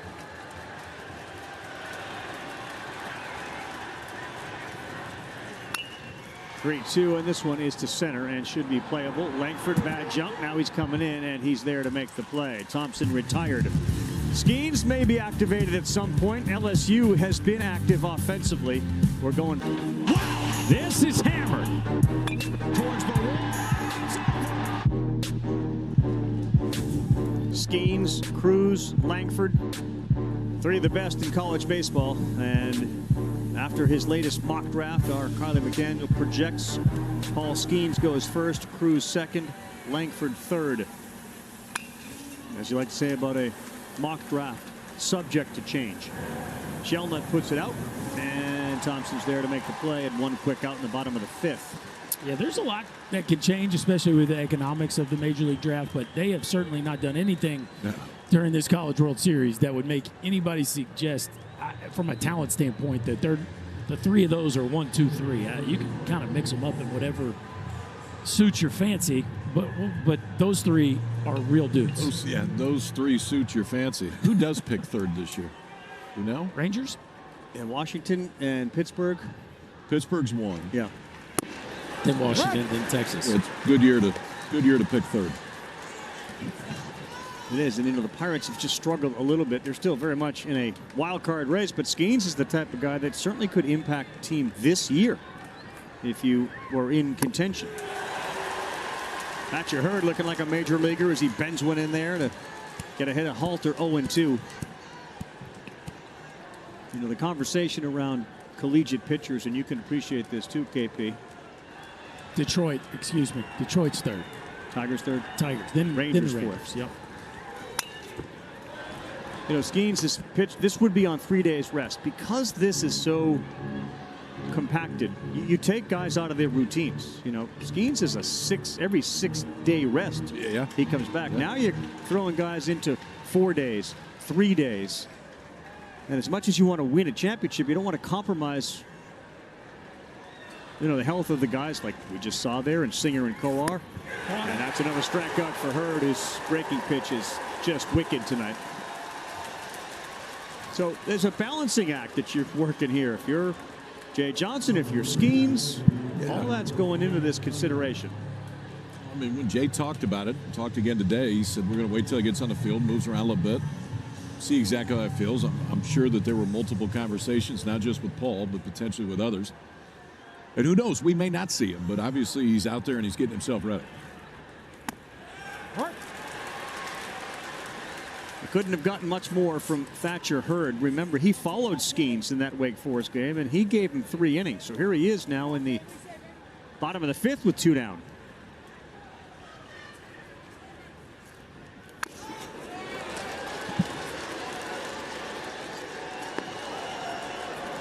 Yeah, Alex Milazzo's back out there with good big walking boot on his left ankle. He scored that run and he landed just terribly awkwardly. Took him off and now back to be able to be with his teammates.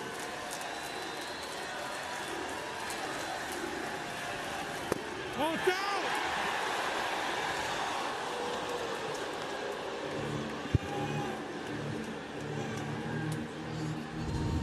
This one was close, boys. What do you think? Oh, goodness. Billy V had it. Just a little bit off the plate. I meant the swing. Swing. Oh. Looking for punch out 6. He's allowed only 2 hits, and Hurd delivers. And he got it.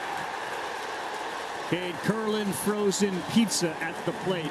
It's 10-2. We got the 6th, 7th, 8th, and 9th at LSU. Sweet moment in the LSU dugout as everyone came to give Alex Milazzo a little hug and a love as he is there with a boot on his left hand. When Jay Johnson got to LSU, he started a tradition that he took from Rich Hill at USD. After every win, they'd take a team photo on the grass. And the idea of this was that, listen, it's really hard to win a game. So every time that we do this, I want you guys to soak it in, embrace it, remember how much you love the game, and they've done it even here in Omaha for every single win. We'll see if they do one tonight with a trophy in front of it. Yeah, and if they do, it'll be number 54 as far as that photo wall goes. So Milazzo's left ankle in a boot over there. He's getting all sorts of attention. Tommy White just went over and gave him an enormous pep talk. As it's now 0-2 as we start the 6th inning. Josh Pearson rode one out. Got a home run. And that came in the 4th. All part of that 4-run inning. They get 6 in one, 4 in the other. And he is gone on a sinker down.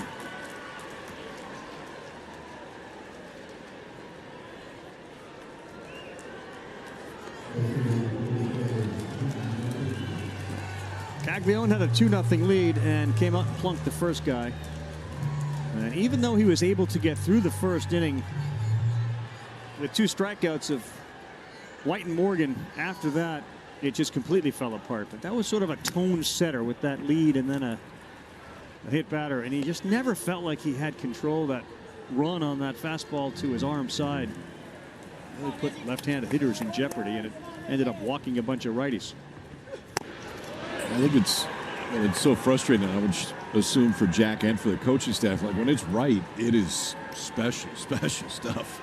From a left-hander that was up to 99 today, but when it gets off the rails, he's got a hard time getting it back on there. He's young and pitched last year. Right. He's just a year off Tommy John, or a year and a half off Tommy John, whatever. I think his ceiling on the bump is still enormously through the high. roof. Yeah. 1-2 Travinsky. That's a good pitch.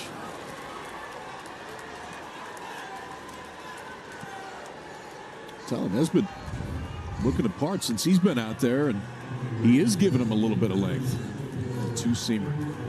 Just enough movement to come over and catch the outside black. So back-to-back strikeouts from Nesbitt here. 2 quick outs in the 6th.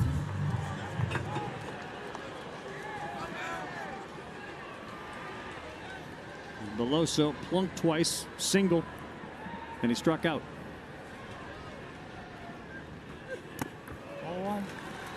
You know, there are certain players that transferred into LSU. There's other players that just live and die and breathe the program. And you watch Veloso and his celebrations after some of those belly bombs in this series. I would imagine if he were to prick his finger, it would be purple, not red. This guy bleeds it. He's had one heck of a World Series.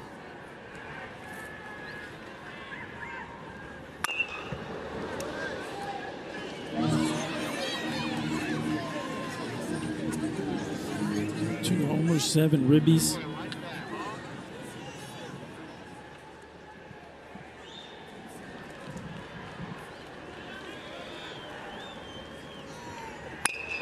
And another laced ball into right for Cade Veloso. They moved him up to the 1 hole. He has been on 4 times tonight. Jay Johnson pressing the right buttons. Gabe Beloso now 10 for 25. Hitting just a cool 400 with a couple long ones. So his 170th start at LSU. And the first time that he's led off. And like you said, Rav, he's now reached base 4 out of 5 times.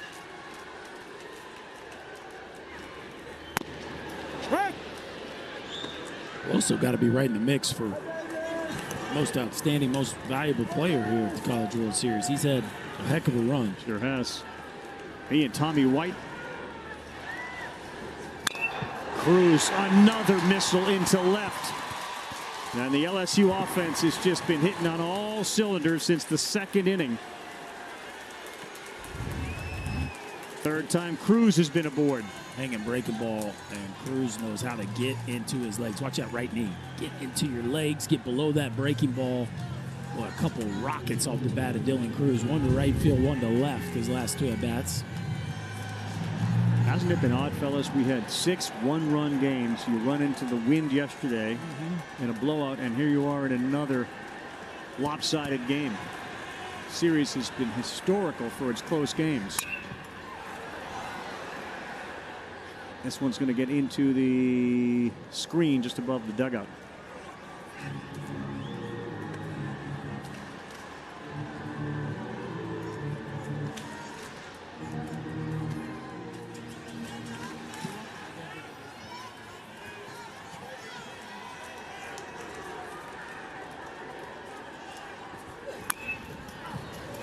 Right off of White's foot.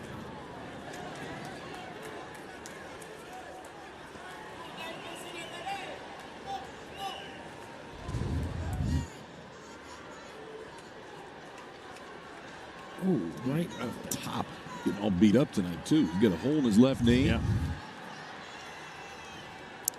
There's a few Tigers sporting some holes in their pants. Cruz has got one. Beloso's got one. Got some guys running around the bases and sliding. And there's that really wide base that White brings when he's got 2 strikes. Foul.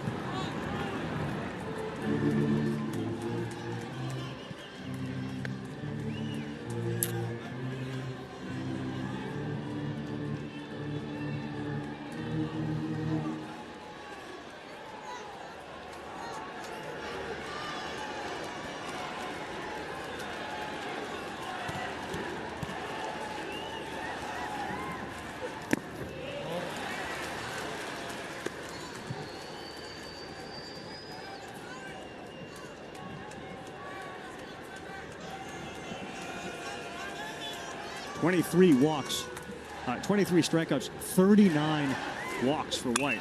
He's just such a difficult guy to strike out. And this one is into shallow center, and underneath it is Langford.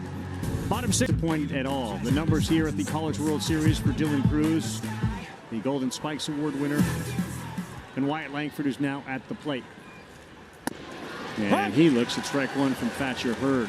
They're going to go top 2 or 3. 1, 2, or 3 between these two and the guy out in that bullpen, who very likely now may just be watching, given the 8-run cushion.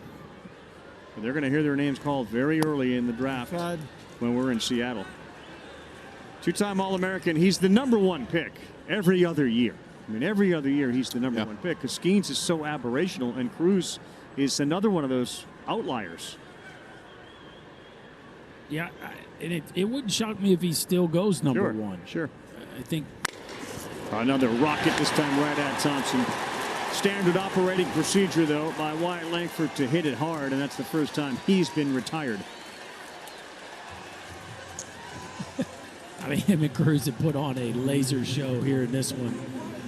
That doesn't make him feel any better right now. He's trying to start the inning off and try to chip away, but boy, he's put on some sort of show here in Omaha.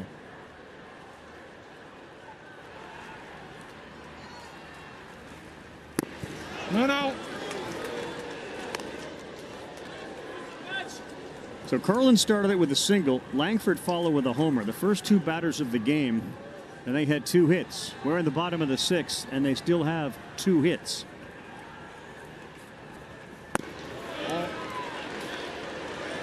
how dominant Thatcher Hurd has been. They have not had a hit since the first inning.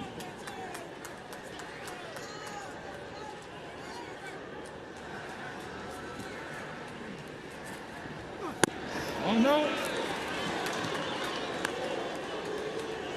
I mean, you can't say enough good things about Thatcher Hurd and the way he bounced back from. I mean, it was boom, boom. Yeah. It was quick. There's a lot of things that can happen in a setting like this when you take 2 punches right away. But, man, he has delivered them since then.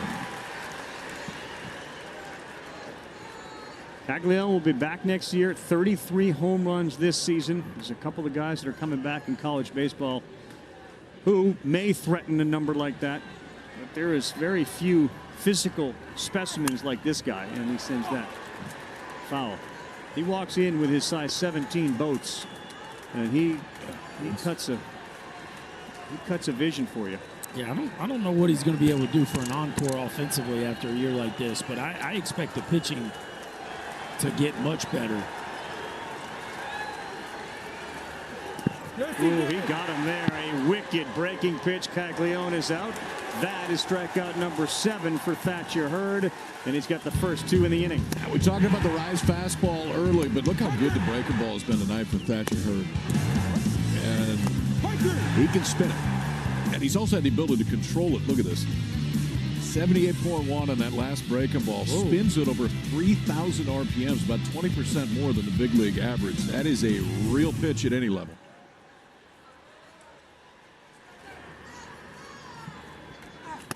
Off down. Well, the strikeout pitch has been the difference. You know, once you get, well, even tonight when Caglione started, once you get into the bullpens for Florida tonight and you get 2 strikes, it hasn't been the automatic punch-out pitch. There's been a lot of foul balls and a lot of walks. Hurd gets ahead because he throws so hard and has that terrific breaking pitch. There's not a lot of foul balls. There are a lot of strikeouts. Yeah, he's done a really good job of putting hitters away when he's worked ahead.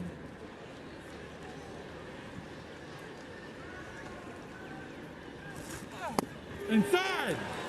Close pitch. Hurd wanted it. We'll go 3-0 to Josh Rivera, the cleanup hitter and shortstop for the Florida Gators.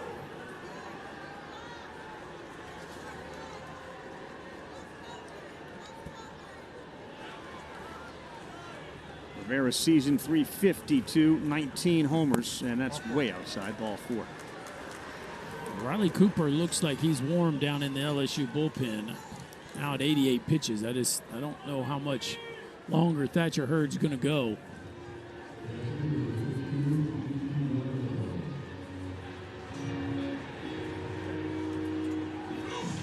Well, they move Thompson over to second base again. BT Riopel has shown this tournament that he can elevate and clear a fence. He's done it all year, and he's been good here.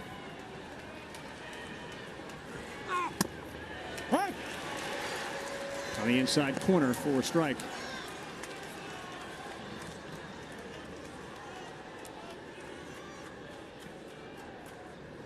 Three homers, a double, 3 runs batted in. Coming into this game here in Omaha, 0 for 2 tonight.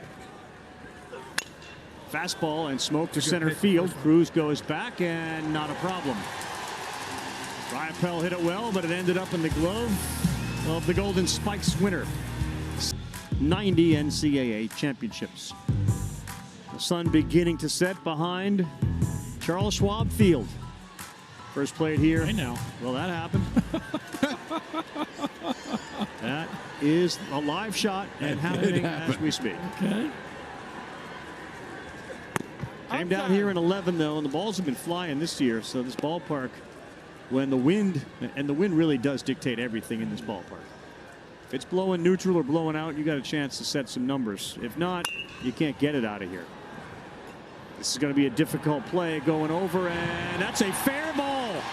That's going to set up. Well, there's a runner turning and staying at first base. Morgan landed it in the Bermuda Triangle between Rivera, Shellnut, and Halter. But Cade Curlin held his ground, so it's a single. I don't think he was running it first. Just kind of trotting there. You can see he's watching it, or he probably would have gotten to. Rivera almost got there. Right here, right at the end. Boy, he's inches away from making that play.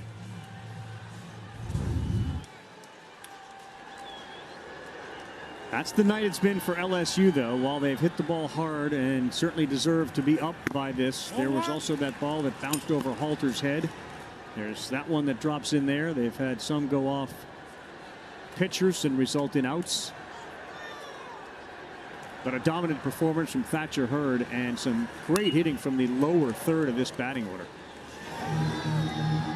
Remarkable performance for the most part over the last week. Early they started okay, but the last week or so for the bottom part of this Tiger order, it has been tough sledding, and they've been saving them up for Game 3 because it has been incredible to watch them work today. Nesbitt continues to use that little slider. And he's done a very good job after 6 runs in the second, 4 in the fourth. They got nothing in the fifth and nothing in the sixth.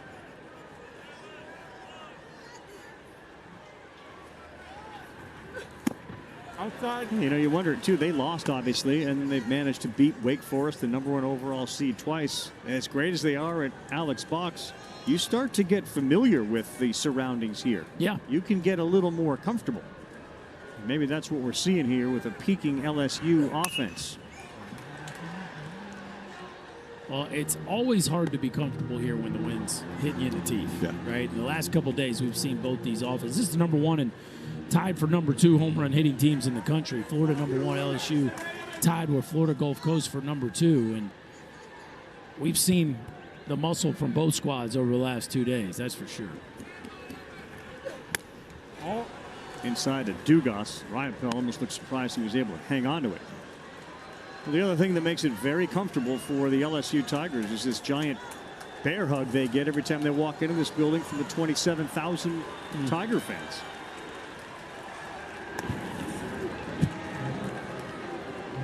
If this score holds, it's going to be a quiet night at the Hilton. There'll be a whole lot going on over there tonight. Yeah, the Hilton Boston? Like what Hilton? Not this one.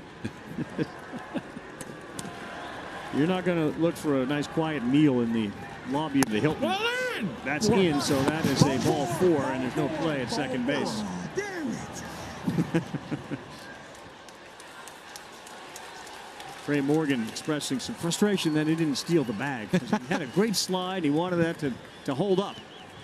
Still gets to stay there, though. Morgan's got a terrific personality. You've heard him at the plate calling his own balls and strikes. When the ball crosses, if it's not good, he'll say ball. Nope. Nope. Oh, we got spikes on. Watch out. And we just went to the backstop, and now we're at second and third. And maybe Nesbitt's running out of some gas here. Paul Skeens looks like he's like legitimately heating up down there. He had spikes on. He's doing some rotational moves. He's starting to walk around with a purpose down there, boys. This is interesting. Well, oh, nice. Sits down. Until you said that. He heard you too. One out. Whoa. And that one misses to Braden Jobert. Single, single, double.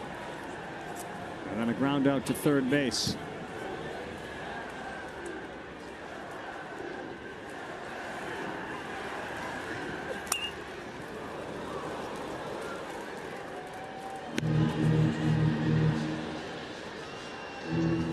Start to think about these two teams and other teams that have either made it to Omaha or were beaten in the regionals and super regionals. These two will likely continue to be potential Omaha teams for a long time. And Jay Johnson's got this thing cooking, and obviously what Kevin O'Sullivan does with recruiting, transfer portal, pitchers. Kevin O'Sullivan's been here 8 out of his 15 years in Florida. 8 out of 15 years. Crazy.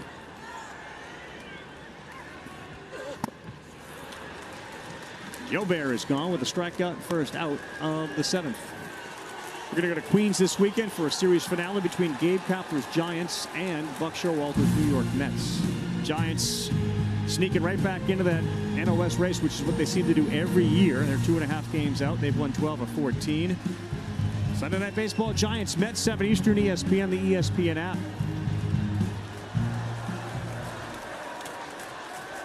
There is a renewed enthusiasm for Jordan Thompson.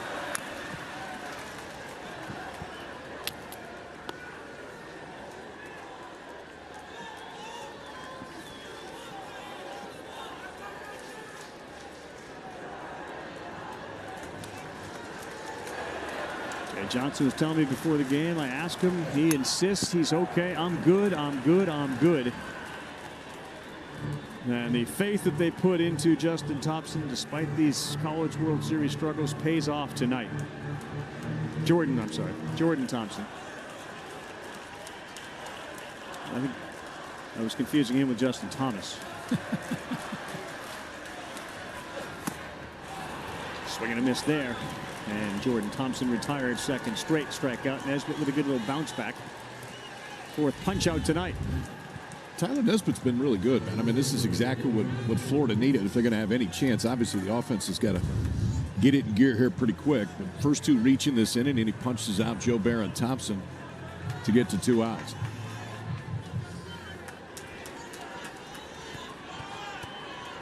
Josh Pearson had a home run as part of that 4-run fourth inning.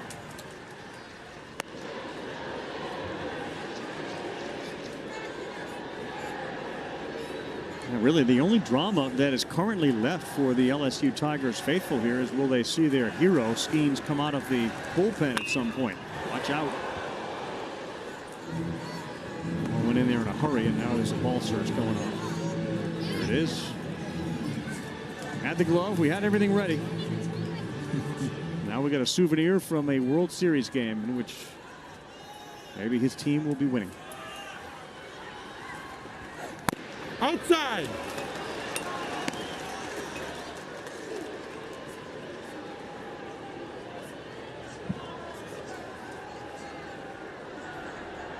Think about the Skeens-Rhett Lauder matchup. It was as good a pitching duel as we've ever seen here in Omaha. And again, two more high first-round picks in this year's upcoming draft. That was one we'll remember for a long time. Two of the most talented college pitchers you will ever see, both on their A+ game. And, you know, there's a lot of things that happen that can get lost, like Ty Floyd. 17 strikeouts. In 8 innings.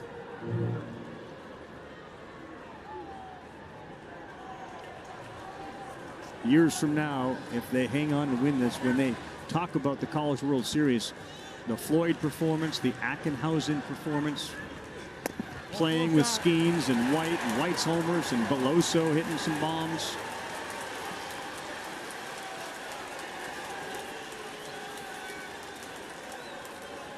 Cooper closing deals. They'll have some fun at the expense of Thompson, but Thompson's going to say, I got a championship. Yeah, that's right. Don't forget what I did in that final game either.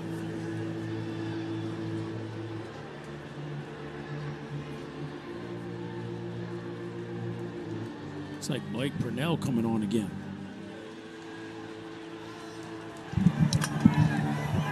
You want to take us to break, Berkey? Let's see what you got. All Tigers here in this one, 10-2. That's what you got? 4 more. Our game track shows that Thatcher Hurd has really been lights out. Literally has given up no hits since the first 2 batters of the game. Everybody is sharing the sugar tonight. 7 players with at least 1 RBI. They are 7 for 15 with runners in scoring position. And that brings on Blake Purnell. A big double play last night. I mean, when Blake Purnell came in the game, it looked like LSU may go on a run and win this thing in 2 straight, but instead rolled a double play. And after that, it was kind of off and running. Doesn't need the double play right here, but needs to get the Gators out of this thing and see if they can get these bats going, because they are running out of time. Ficarrata and Purnell, they knew their importance of their performance. Helped give the team a chance to win. Sully knew he needed somebody to step up, and those guys did. Thatcher Hurd, the star of the game tonight. And Milazzo left with an apparent bad ankle injury. He's in a boot. Watching the rest of this one. So this guy, Hayden Travinsky, who is a big fella, will come up with the bases loaded.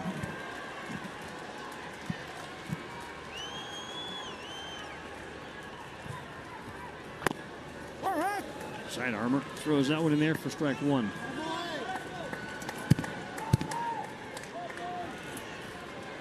There is a lot of power in this guy's bat.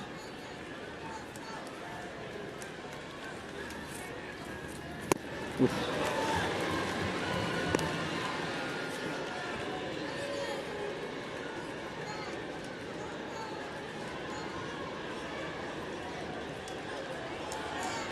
.6'3", 235. Purnell trying to make quick work out of him. Hey, Terensky is a big part of this LSU story down the stretch. He did not get a lot of run early in the year as Brady Neal and Alex Milazzo got all the action, but down the stretch last couple months, he has been a huge source of offensive production for the Tigers. Ball's down. How about Terensky taking one up right above the letters and then taking one just below the knees? That's the one that Purnell wants you to swing at. That's where he makes his living. Is those two seniors are just down a little bit out of the zone. Travinsky doing a good job of forcing him into that zone.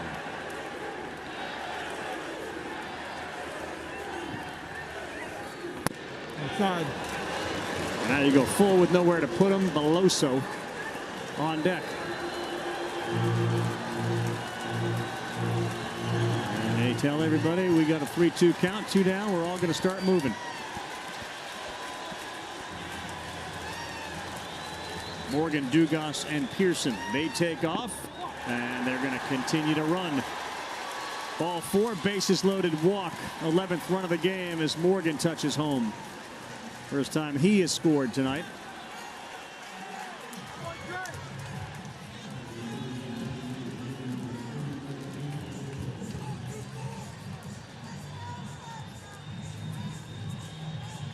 And you can see when the bottom of the order is clicking, the relentless nature of this offense. Florida put up 24 yesterday. LSU sitting on 11 with the bases loaded. And Beloso, a line shot that's caught.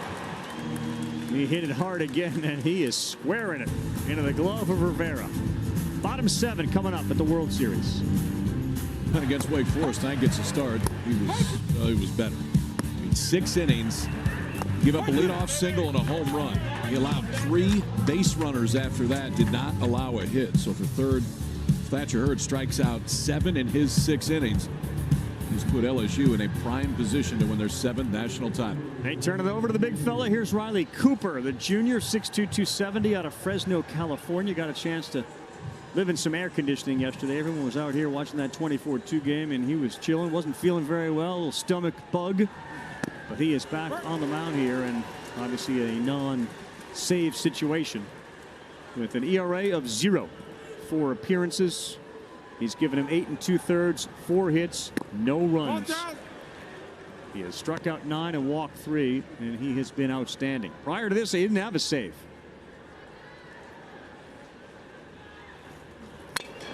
Breaking pitch, center field, and that one is caught by Cruz. Not an easy one, right at him. Well, a little more carry than he thought. A little wry smile there after he finished that one off. Riley Cooper's first fastball was 87. It'll be interesting to see what kind of juice he has after yesterday being under the weather. He's been 92 to 94 for the most part this entire World Series.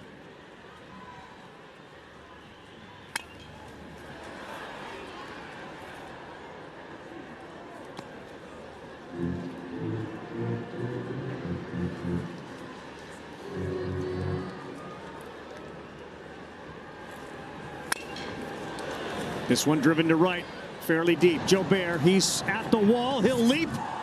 And did he catch it? No, it is over the wall for a homer. He came really close. But it's a home run and another one for Ty Evans. What an effort. That's the most home runs by one player in the history of the College World Series. Ty Evans, take a bow, buddy. You just had one of the best weeks in Omaha anybody has ever had, the best from a power standpoint. A changeup that just kind of hangs out over the plate, and Ty Evans just enough. Joe Bear gets to the wall. Oh, it's in his glove. Wow. That's Evans' 5th home run of this World Series. He had 4 homers all year. He didn't start the first game here. Came off the bench, and he started ever since. This one is smoked to center. Now Cruz, he's going back, and this ballpark will hold it. Boy, what an incredible effort, Braden Jobert. He times it up just right, KP, and he sticks it, and for whatever reason, the glove just didn't hold it. Oh, man, that one stings.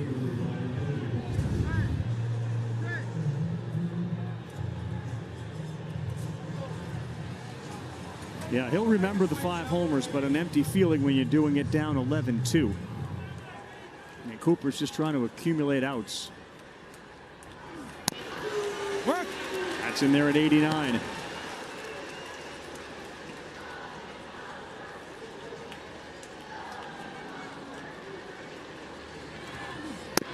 Right.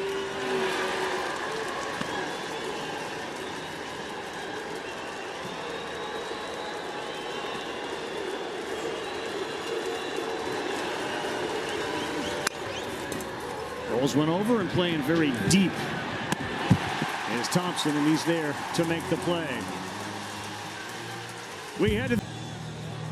Yeah, he may join this list, man. Golden Spikes awarded in the national championship. The last one to do it was Mark Cutts. Look who did it in 1980. About it. Tito Francona, Tim Wallach.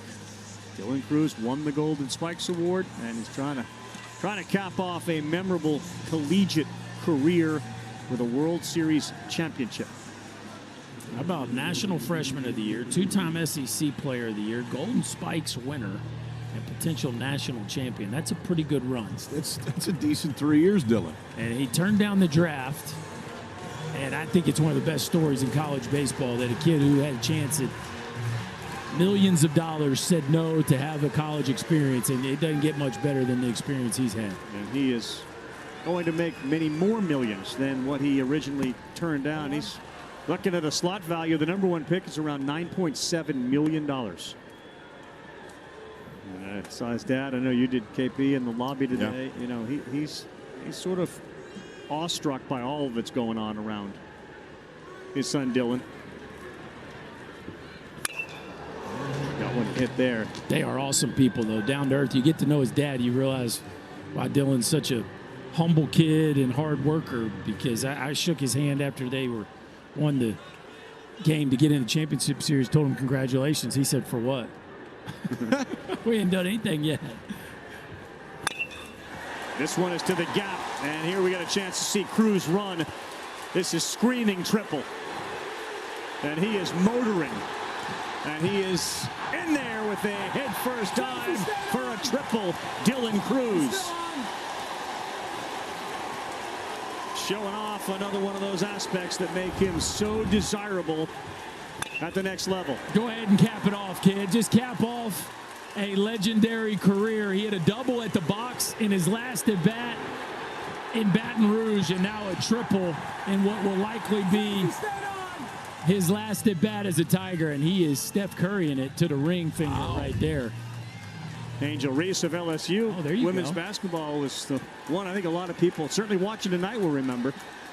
Cruz's 2nd triple of the year, and he gets to do it here in Omaha. One. Yeah, there's Kim Mulkey, right? Angel Reese, of course, winning a championship. What do you think is going through Tommy White's head right now? Get another ribby. Not slow down. There it is. And that is another RBI. Cruz will come on in. White with that obscene 680, now like 690 batting average when Cruz is on base, delivers the 12th run for the Tigers. That's got to feel great for Dylan Cruz. And that was a guy that helped get Dylan Cruz to LSU right there. Paul Maneri got a hand in all this. Yeah, when Dylan Cruz and Trey Morgan committed to LSU, they were committing to Paul Maneri.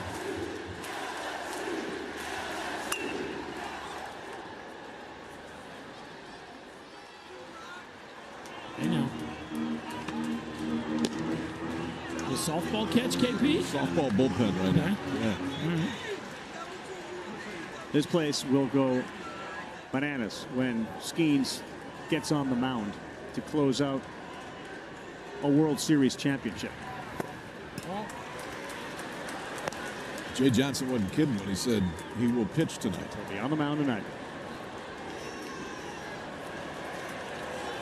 It may be the 9th inning, maybe the 8th inning, but very much looks like you're not going through this exercise and not coming into a game. On the ground, seeing eye, single. White will just jam the brakes on there at second. And Trey Morgan continues the hit parade. That's 18 of them tonight for the Fighting Tigers. 18 hits for LSU and 10 free base runners. That's a lot of traffic. And it cannot end soon enough for that guy right there, Kevin O'Sullivan.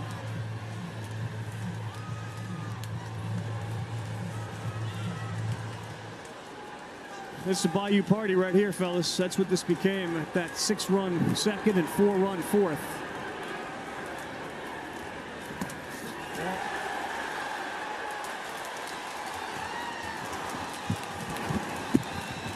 Yeah, couldn't have started any better with the 2-run homer. A 0 in the first, a 2-run homer in the bottom half. From that moment on, it has been a Tiger parade.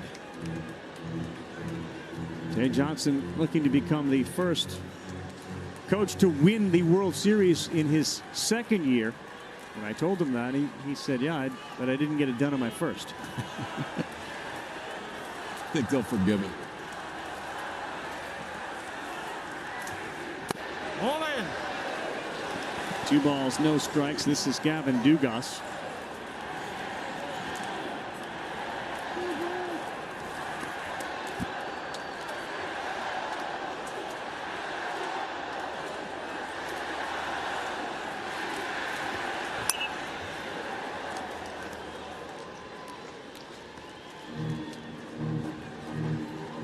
Pay in front of what, 12,000 Alex Box on average? Yeah, they jam it. Yeah, 12 and a half, and they sell it out every time. There may be that many LSU fans here tonight. Wait, what? There may be? I think there's more. Then 12 and a half? There's 25,000 LSU fans. That's what I said, there may be. Okay. I'll take the over. Yes. I was at DFW earlier today. I think there were 12,000 on the plane I was on.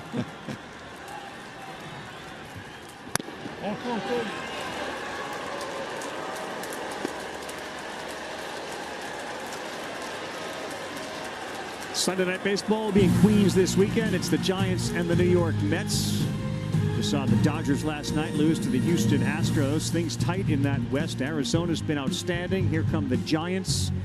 So Los Angeles has a little company this year, and of course the Mets have been looking up at the Braves all year long. The Philadelphia Phillies playing a little bit better baseball. Been a rough sled right now for the New York Mets. Buck Showalter in New York. We're loaded one more time. And a pitch to hit, fielded on the ground, a second for one. They will not turn the double play. And they now have their own 10-run lead. It's 13-3.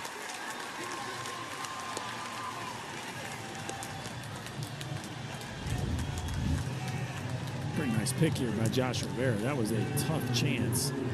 Erlin did all he could to finish it off, but Joe Bear just too fast down the line. Nevertheless, the Tigers had another. A lot of questions about the impact of a 24-4 loss. We had a loss like that earlier this year, and Jay Johnson sent a GIF around, which was just a flush toilet. Like, let's get rid of that memory. And they went right home yesterday and basically got the day to just forget about it all because it was an early day game. Yeah. Miss Johnson told us last night we were walking. Looked at Berkey and I said, you guys are golfers. I feel like that was match play and I just made it 20 on one hole. But I just lost a hole. That's it. I knew they still had a shot tonight. And a night after everyone in the offensive starting lineup for Florida scored, LSU has returned the favor and done the same thing tonight.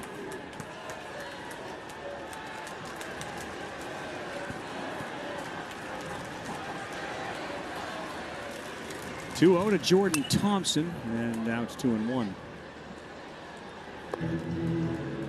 It's been a remarkable run. This LSU team was everybody's preseason number. Yes, they were. Hard. They wore that crown for 3/4 of the season before they finally stumbled and lost a weekend, and Wake Forest took it over. But this has been the most famous team all year long. And their ability to rally the troops. Jay Johnson figured out the bullpen pieces we wanted to go with on the day 3 of a weekend, and they have responded in incredible fashion here down the stretch. That's Milazzo who has taken a seat, or I should say a stand. This one is to left field off the bat of Thompson. He's watching it, but it is going to be caught out there in left field. And touching home with the 14th run of the game is Morgan. They don't mind adding on here right now. They do not mind at all, because many of them sat through yesterday when it was the other way. Sac fly for Thompson. And a really good bounce back day for him.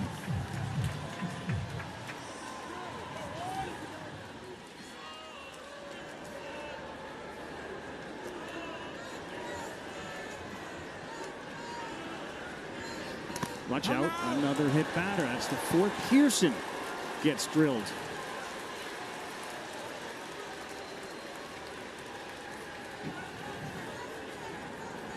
Been an ugly performance from the Gator pitchers tonight. Yeah, this one's been rough. After they saw it happen to the other pitching staff last night.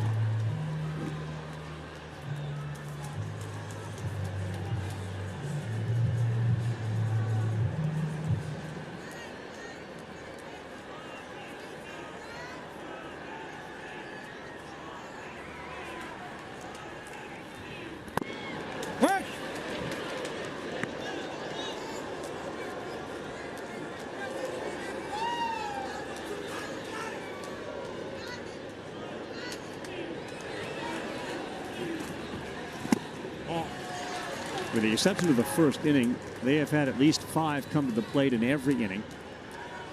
And Kyle gave you the one stat that every player from LSU has scored a run. Well, 9 different players have a hit. They've all scored a run, and they have an RBI. 9 different players.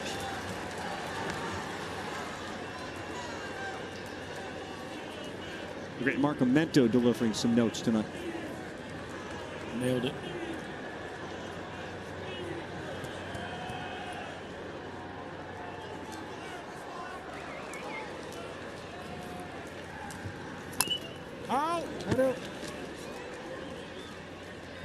What do you got? Skeens in the 8th or Skeens in the 9th? What do you think? It's got to be the 9th, I would think.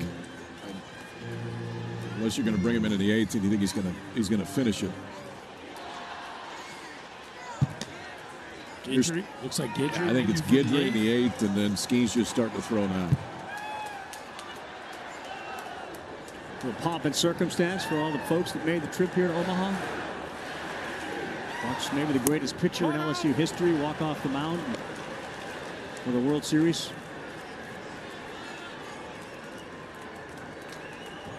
Skeens has been compared to the Steven Strasburgs, Mark Pryors, Josh Beckett's.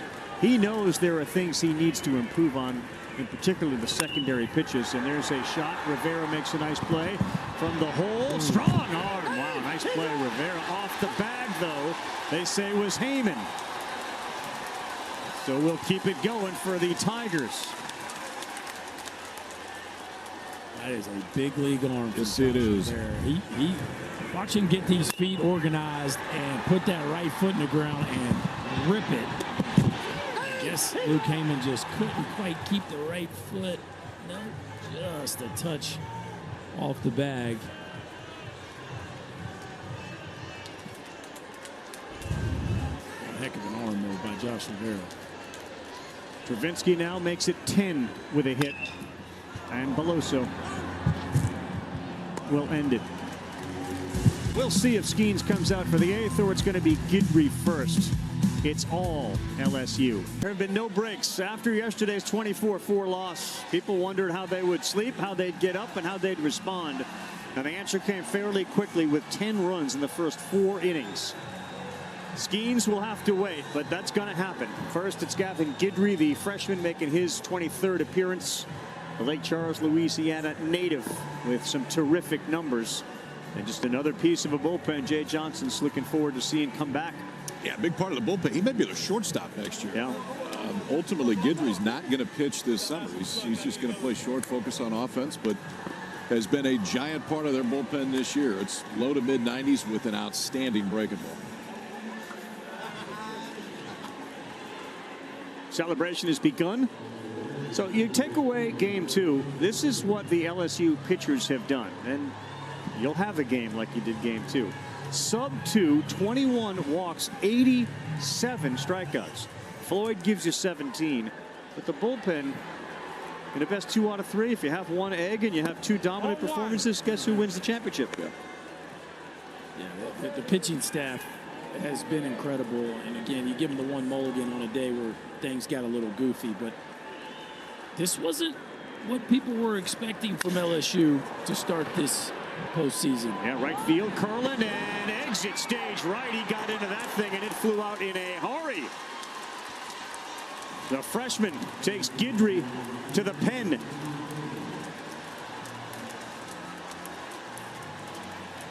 How about that ball from the freshman? Kid's supposed to be in high school still. This was supposed to be his senior year. He left early. Berkey, that's number 17 on the year, and this one wasn't even close.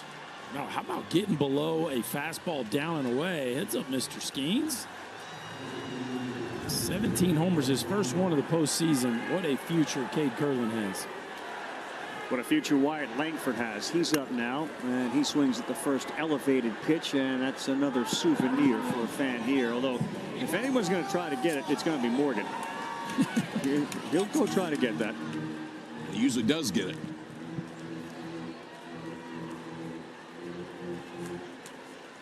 Wake Forest beaten by LSU twice. They had to do the second one without Nick Kurtz, as you talk about great first baseman. Langford's last at bat here in a Gator uniform. We talked about Cruz's career. Wyatt Langford, Kevin O'Sullivan said he's got to be the best pure hitter he's coached. Now, obviously, Pete Alonso and Jonathan India are major league stars, but at Florida, the 2 years he's put up, as good as anybody in that uniform. You know, he also has put his head down and is just running hard all the way to second base before that ball is caught in foul territory by Dugas. And that would likely be the end of Wyatt Langford's career, historical as it was. His next stop will be with a Major League Baseball team. I think what's so impressive about Langford, and there are plenty of things, is he didn't play his freshman year. And there's a lot of guys who don't play their freshman year and they go somewhere else. Yep. He did. He hung around. He's turned himself into a lock top 5 overall pick and one of the best hitters in the country.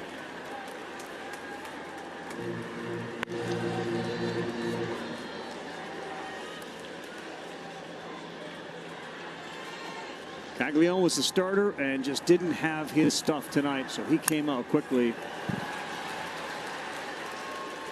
And it will be a disappointing College World Series for another guy that is going to make an impact at the next level in some way, whether throwing 99 or with that 33 home run potential in his bat that we've seen this year realized. Switch it up, You lean towards pitching. Not a lot of lefties throwing 99. Yeah, you know, it's fascinating that he's hit 33 homers and has 90 ribbies, and I still think his highest ceiling's on the mound. The reality is he plays in an era now where he doesn't have to make that decision, and the team might let it play itself out.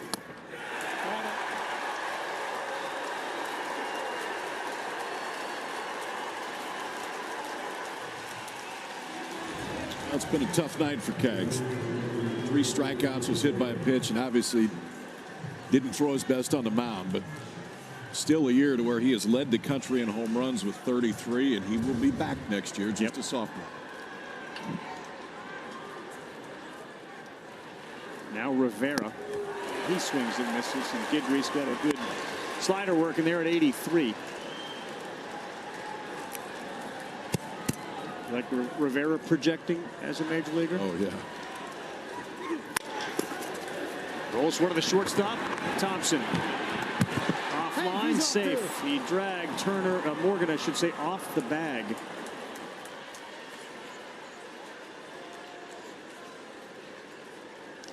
So Rivera will reach.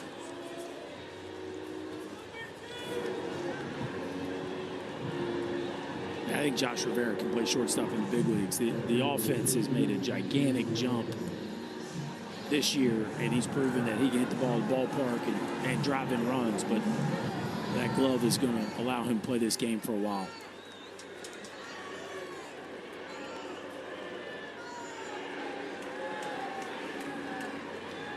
A.T. Ryapel, strike one. LSU's got 53 wins on the season. They went 19-10 in the SEC.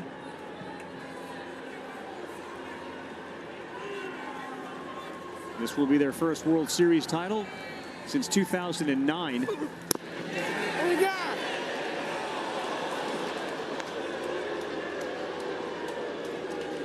Of course, Skip Bartman was the man from the mid-'80s to the 2000s.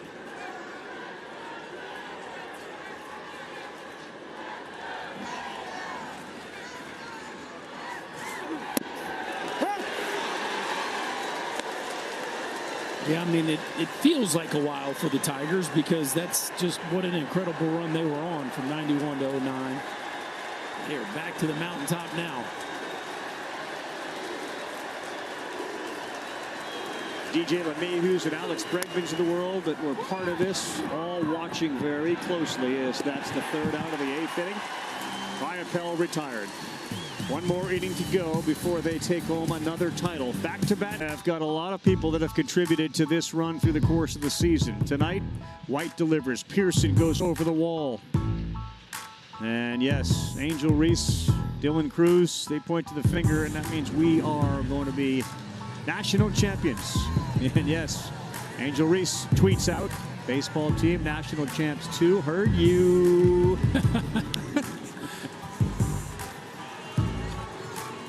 Well, he gets another one. We thought the triple was the end. Yeah, he gets one more here. We did.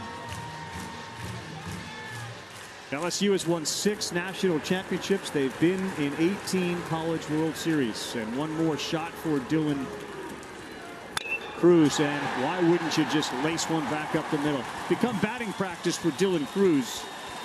Triple, single. And the bench bowing down to Cruz for what he's done. I don't blame him. 4 more hits tonight. 3 singles and a triple.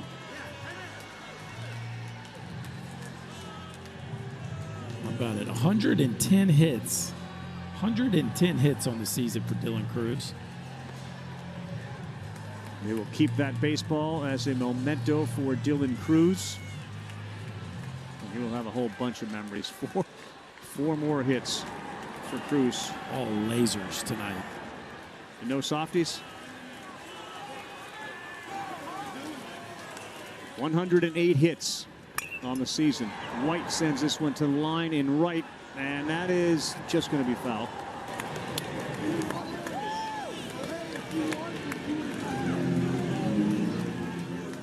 So Paul Skeens has come in from the bullpen, and unless he enters the there's an indicator. I think we're going to see Skeens unless he's fooling everybody. We're going to see him on the mound tonight. Trade one more sight of Paul Skeens for a national championship, wouldn't you? Take the ring. Oh yeah, they're not worried about that. No.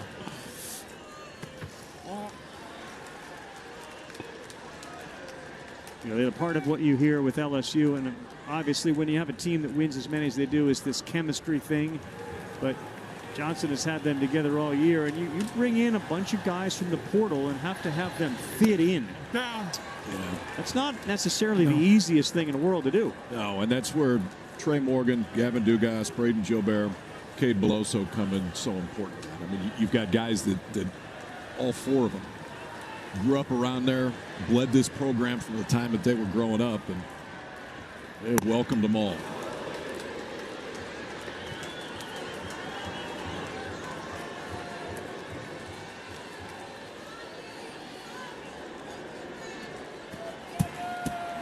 What an answer to a 24-4 loss. A 10-run lead of your own.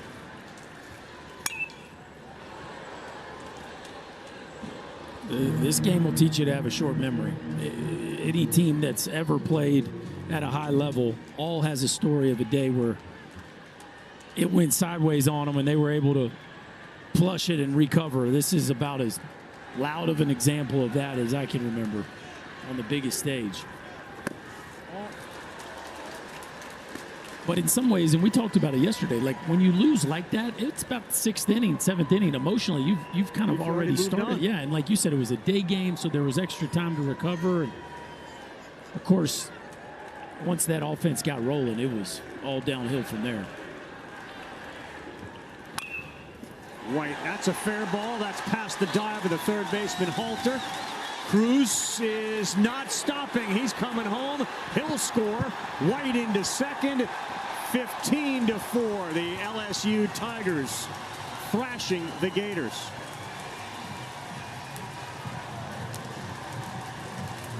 Well, we've all been impressed by Ellie De La Cruz running the bases.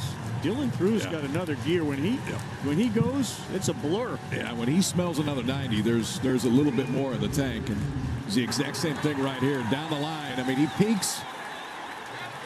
No, we're not peaking anymore. He pulled up just for a minute. Thought maybe he was going to get the stop sign. Did not. Scores all the way from first base. And Tommy Tanks drives in yet another run. That ties him for the national lead with 105 ribbies.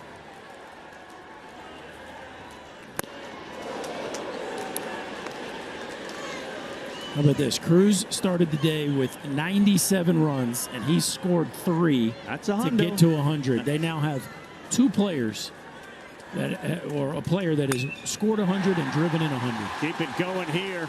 This one goes all the way to the wall. And another double for Trey Morgan, 16-4. And everybody is pointing to what ultimately is going to be given to them, a College World Series ring.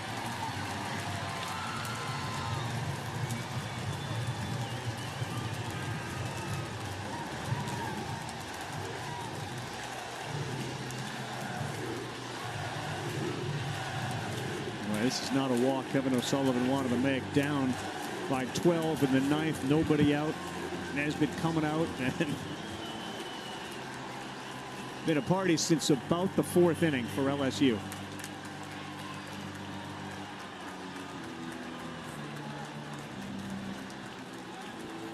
"16 runs, 22 hits. Cruz, and we're back. It is a 16-4 game right now. We're trying to teach some new tricks when it comes to dancing. We had the sprinkler going, Gator Chomp going. I saw Gritty. Yeah, this party's just started. It's not going to end either until we get back to Baton Rouge. You mentioned it, Berkey. 100-plus RBIs and 100 runs scored from 2 different guys is not something you're likely to see again for a long, long time. No, I don't think it's ever happened, and I don't think it ever will. It's incredible what those two have been able to do. And the Tommy White batting average with Dylan Cruz on base is that's unheard of. It actually went down tonight. No, it didn't. It went up. He's 3 for 4.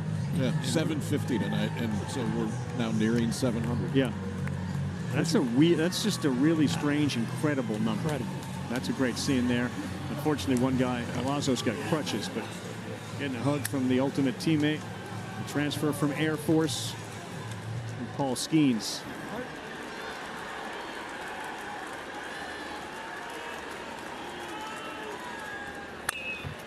Jamison center field, and Langford is there to make the play. Morgan will advance to third base. Gavin Dugas, that's one heck of a run, young man. Guy was worn number 8 the last couple years in his last AB.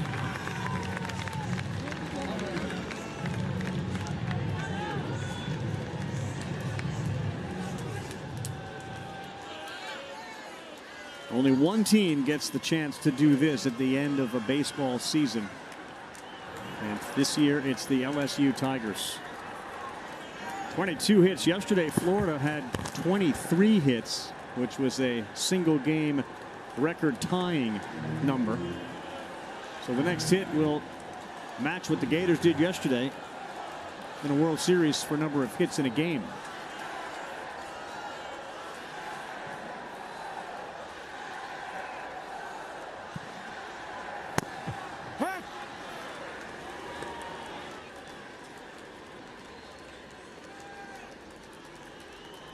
How does a team answer? And this is such a great example for anybody out there watching. You lose 24-4. It doesn't mean the world ended. It means the game ended. That one will tie the record, and Jobert has blasted another. 18 runs for the Tigers. And when Braden Jobert gets on a roll, we are witnessing it tonight.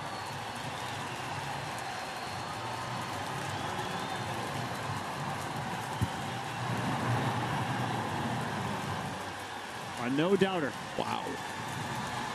They just keep on coming.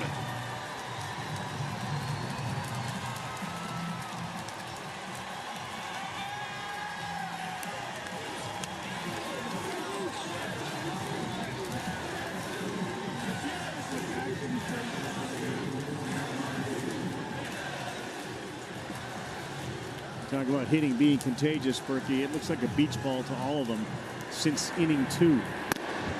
I did. Yeah, it's just been a hit parade. And a hit parade. I mean, you can't believe how much this game has literally flipped from yesterday to today. With both of these offenses that are extremely talented have been showing off over the last 2 days. The Tigers won an epic one in game 1, and then the last 2 have just been run-scoring parties. Blowout city. And again, Thatcher Hurd took that offense of Florida yesterday and put it in his back pocket with his start tonight.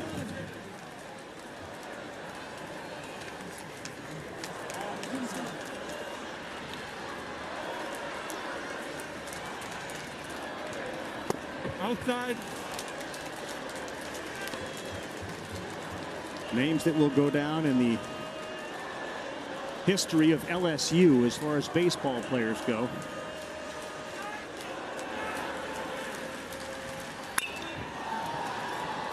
Sky high pop-up. Wyatt Langford is there to make the play. Check out the smoothness of the left-handed stroke of Jobert. One last Joe bomb, a hanging breaking ball, and does it get any prettier than that follow through? Braden Jobert, lean back on it, young man. Enjoy the ride. One of the sweetest swings you will see in baseball, and what a way to finish it off.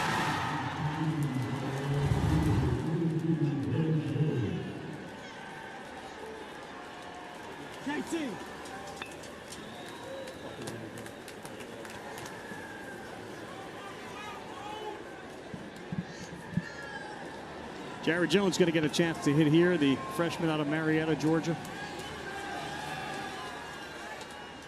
USC's got 12 national titles. LSU with this one will move to 7. 0-1.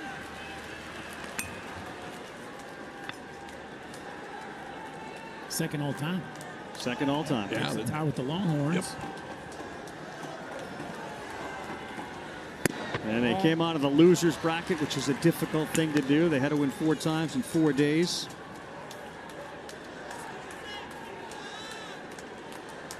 Dealt with some one-run games along the way.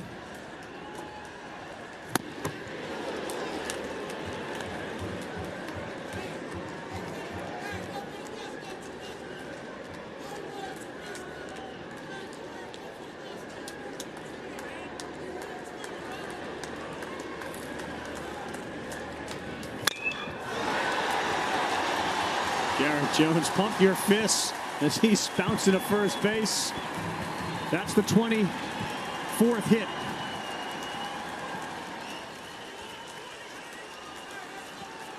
So guess what that means? Another record? Another record. 23 was the game tying one yesterday that Florida did. Then LSU tied it tonight, and they break it thanks to Jared Jones. It's just crazy. I mean, the whole tournament was pitch and defense. Yes. Nobody had scored more than 7 runs in a game until yesterday. And we got back-to-back record-setting offensive nights. How about this, too? Since the start of 2017, there have been 6 College World Series. This will be the 5th different SEC team to win one. Yeah.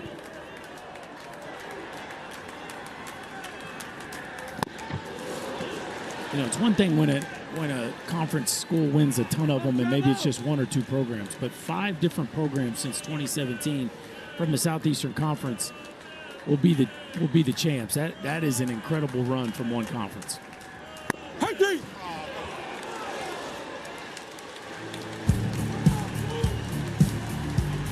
Well, it's one thing to be a trendsetter, like Angel Reese was, saying, yep, we got ourselves a natty. And it's contagious. Cruz, give me one. I'll take one. Yep, give me one too. Please tune over to ESPN Plus. That's where you can find the coronation of an incredible season for the LSU Tigers. We'll get some post-game reaction. Of course, SVP and Sports Center will as well. Paxton Kling has moved into left field. And all they need now are 3 outs to claim a championship. They'll be fitted for rings, and they will be celebrated forever in LSU lore. Everybody delivers a hit. Everybody scores. Everybody has an RBI. 9 different players. You think back to, they beat Wake Forest, the overall #1 seed. Trey Morgan doesn't come blowing in from first base. We may not be in this position. No. Season-saving play. They won 3 straight elimination games just to get to the finals. And Josh Pearson made a game-saving catch in Game 1 of this series.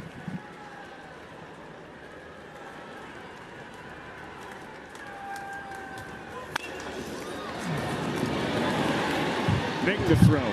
There you go. Thompson, a perfect strike for the first out. And a bit of a struggle for him, but he made a perfect throw, and they are 2 outs away.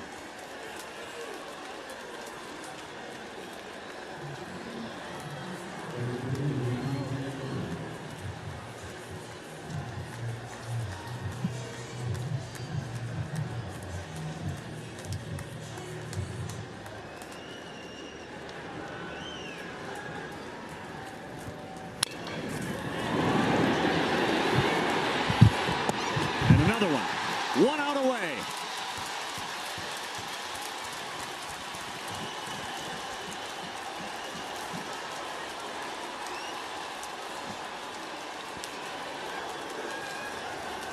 The LSU Tigers identify Jay Johnson as the guy they wanted to lead this program, having brought Arizona to Omaha.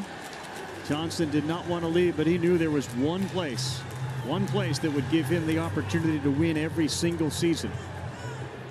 He went in, he brought Skeens over from Air Force. Tommy White ends up with 100+ RBIs. Dylan Cruz will end up as a top 1 or 2 draft pick. And the formula has led to this.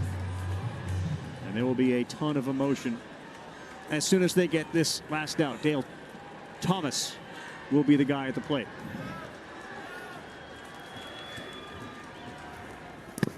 No.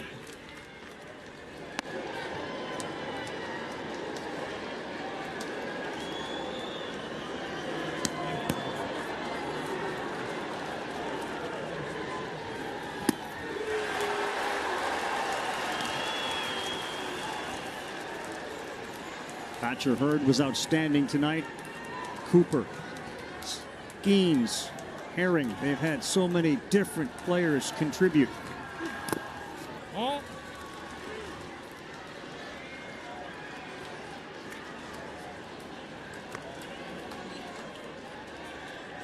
And this place is ready to explode in celebration.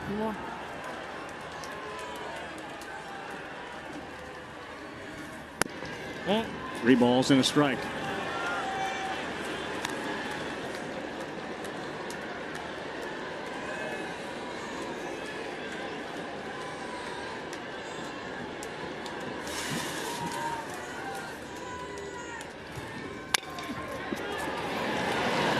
Not yet. Single in the left field keeps it going. Good on Dale Thomas right there, too. First at bat of the game, gets a chance to go up there. Gets himself a knock in the finals.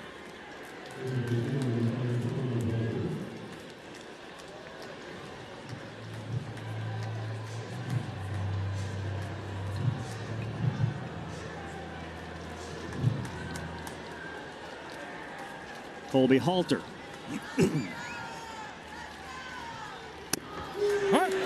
number 1 from Guidry.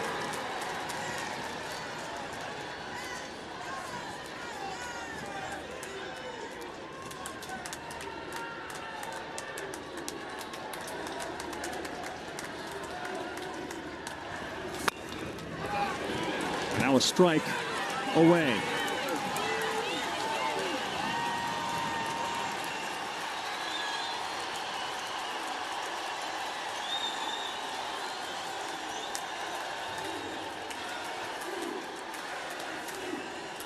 And this crowd clad in gold and purple have moved Alex Box north here to Charles Schwab Field. Guidry set to deliver.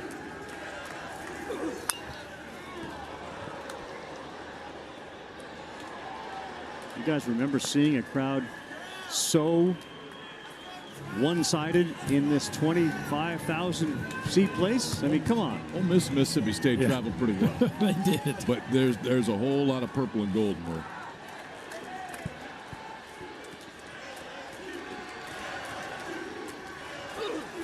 There it is.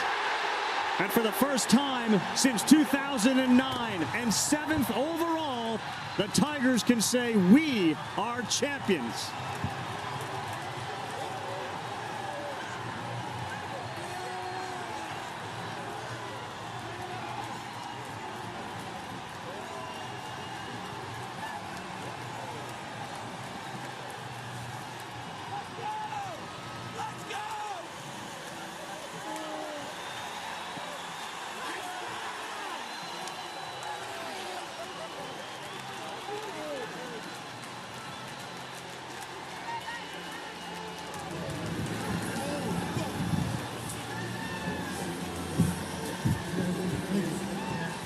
An amazing turn of events, Wallace, after getting trounced 24-4.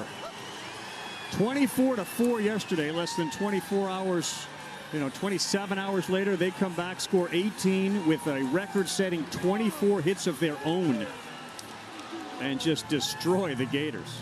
Well, from the start of the season, everybody identified the Tigers as the most talented team in the country. It wasn't always perfect, right, but they figured out a formula on the mound down the stretch. And today we saw the talent of this roster shine through. And once they put a 6 spot up in the second inning, it was all Tigers from there.